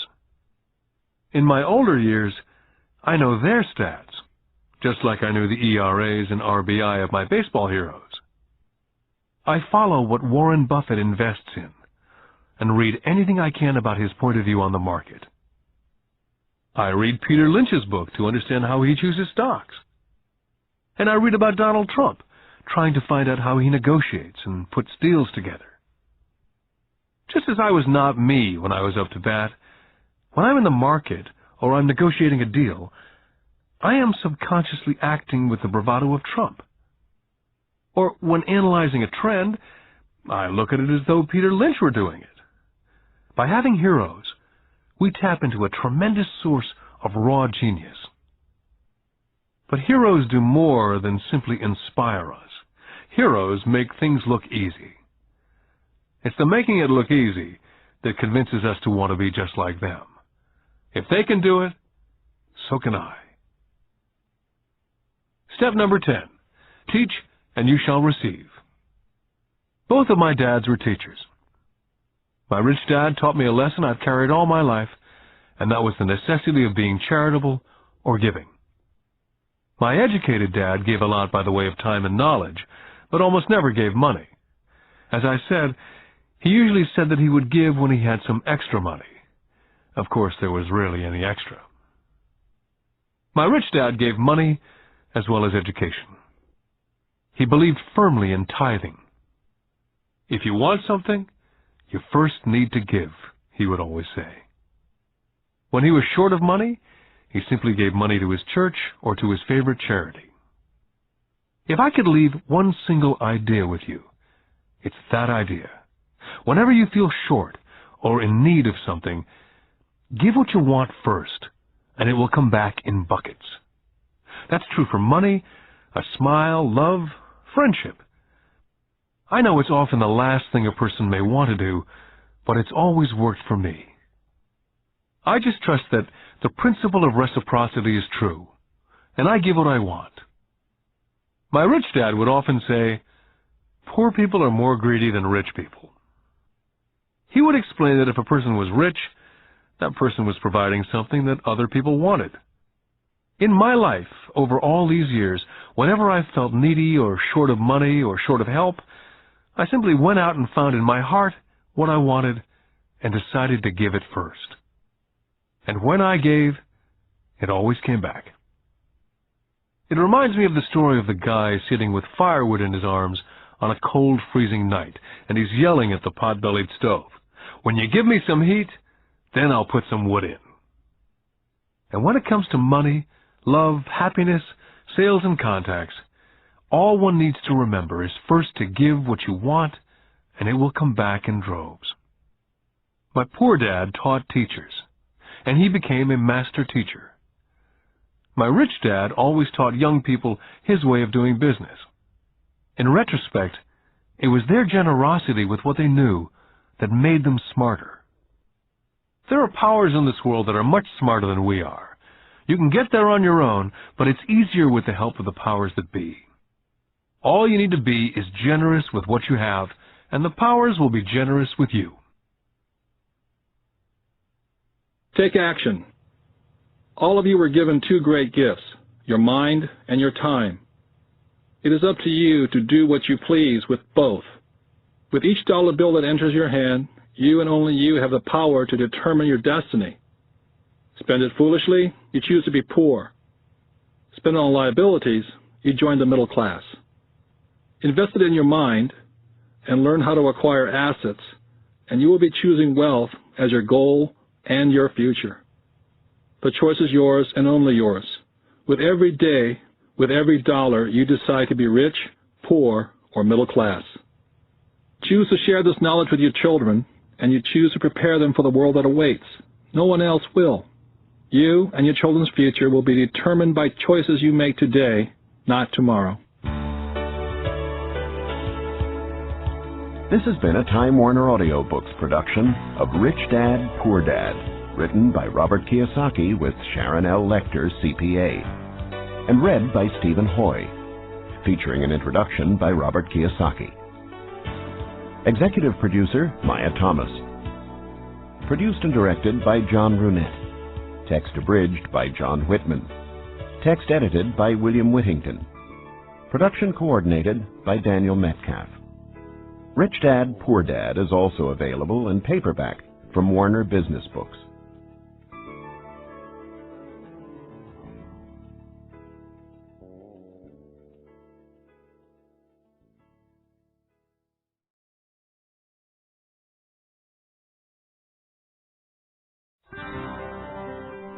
Here's a sample from audio bestseller Rich Dad's Cash Flow Quadrant, a guide to financial freedom, written by Robert T. Kiyosaki with Sharon L. Lecter, CPA. When people ask why Kim and I were homeless back in 1985, I tell them it was because of what my rich dad taught me about money. For me, money is important, yet I did not want to spend my life working for it. That is why I did not want a job. If we were going to be responsible citizens, Kim and I wanted to have our money work for us rather than spend our lives physically working for money. That is why the cash flow quadrant is so important. It distinguishes between the different ways in which money is generated. There are ways of being responsible and creating money other than physically working for it. But in order to embrace wealth, it is essential to understand your relation to it. My highly educated dad had a strong belief that the love of money was evil, that to profit excessively meant you were greedy. He often said, "I'll never be rich," or "investing is risky," or "money isn't everything." My rich dad had a different point of view. He thought it foolish to spend your life working for money and pretend that money was not important. Rich Dad believed that life was more important than money, but money was important for supporting life. He often said, "You only have so many hours a day, and you can only work so hard. So why work hard for money? Learn to have money, and people work hard for you, and you can be free to do the things that are important." To my rich dad, what was important was to have lots of time to raise his kids, to have money to donate to charities and projects he supported, to bring jobs and financial stability to the community, to have time and money to take care of his health, and to be able to travel the world with his family. "Those things take money," said Rich Dad. "That is why money is important to me. Money is important, but I don't want to spend my life working for it." It was my rich dad who often referred to the cash flow quadrant when I was a young boy. He would explain to me the difference between someone who was successful on the left side versus the right side. Having two dynamic and successful father figures around me gave meaning to what each was saying. But it was what they were doing that allowed me to begin to notice the differences between the ES side of the quadrant and the BI side. One painful lesson I experienced as a young boy was simply how much time one dad had available to spend with me versus the other. As the success and prominence of both dads grew, it was obvious that one dad had less and less time to spend with his wife and 4 children. My real dad was always on the road, at meetings, or dashing off to the airport for more meetings. The more successful he got, the fewer dinners we had together as a family. Weekends he spent at home in his crowded little office buried under paperwork. My rich dad, on the other hand, had more and more free time as his success grew. One of the reasons I learned so much about money, finance, business, and life was simply because my rich dad had more and more free time for his children and me. Rich Dad's Cash Flow Quadrant is also available in paperback from Warner Business Books. Here's a sample from audio bestseller Rich Dad's Guide to Investing: What the Rich Invest in That the Poor and Middle Class Do Not. Written by Robert T. Kiyosaki, with Sharon L. Lecter, CPA. Investor lesson number 1: the choice. When it comes to money and investing, people have 3 fundamental reasons or choices for investing, Rich Dad said. They are to be secure, to be comfortable, or to be rich. Rich Dad went on to say, all 3 choices are important. The difference in one's life occurs when the choices are prioritized. He explained that most people make their money and investment choices in that exact order. In other words, their first choice when it comes to money decisions is security. Second is comfort, and third is to be rich. That is why most people make job security their highest priority. After they have a secure job or profession, then they focus on comfort. The last choice for most people is to be rich. Rich Dad said, most people dream of becoming rich, but it is not their first choice. He went on to say, only 3 out of 100 people in America are rich because of this priority of choices. For most people, if becoming rich disturbs their comfort or makes them feel insecure, they will forsake becoming rich. That is why so many people want that one hot investment tip. People who make security and comfort their first and second choices look for ways to get rich quick that are easy, risk-free, and comfortable. A few people do get rich on one lucky investment, but all too often they lose it all again. I often hear people say, I'd rather be happy than rich. That comment has always sounded very strange to me, since I have been both rich and poor, and in both financial positions I have been both happy and unhappy. I wonder why people think they have to choose between happiness and being rich. When I reflect upon this lesson, it occurs to me that what people are really saying is that I'd rather feel secure and comfortable than be rich. That is because if they felt insecure or uncomfortable, they were not happy. For me, I was willing to feel insecure and uncomfortable in order to be rich. I have been rich and poor as well as happy and unhappy. But I assure you that when I was poor and unhappy, I was much unhappier than when I was rich and unhappy. I have also never understood the statement, money does not make you happy. While there is some truth in it, I have always noticed that when I have money, I feel pretty good. The other day I found a $10 bill in my jeans pocket. Even though it was only $10, it felt great finding it. Receiving money has always felt better than receiving a bill for money I owe. At least that is my experience with money. I feel happy when it comes in and sad when it leaves me. That day, I put my priorities in this order. First, to be rich, then to be comfortable, and finally, to be secure. Rich Dad's Guide to Investing is also available in paperback from Warner Business Books.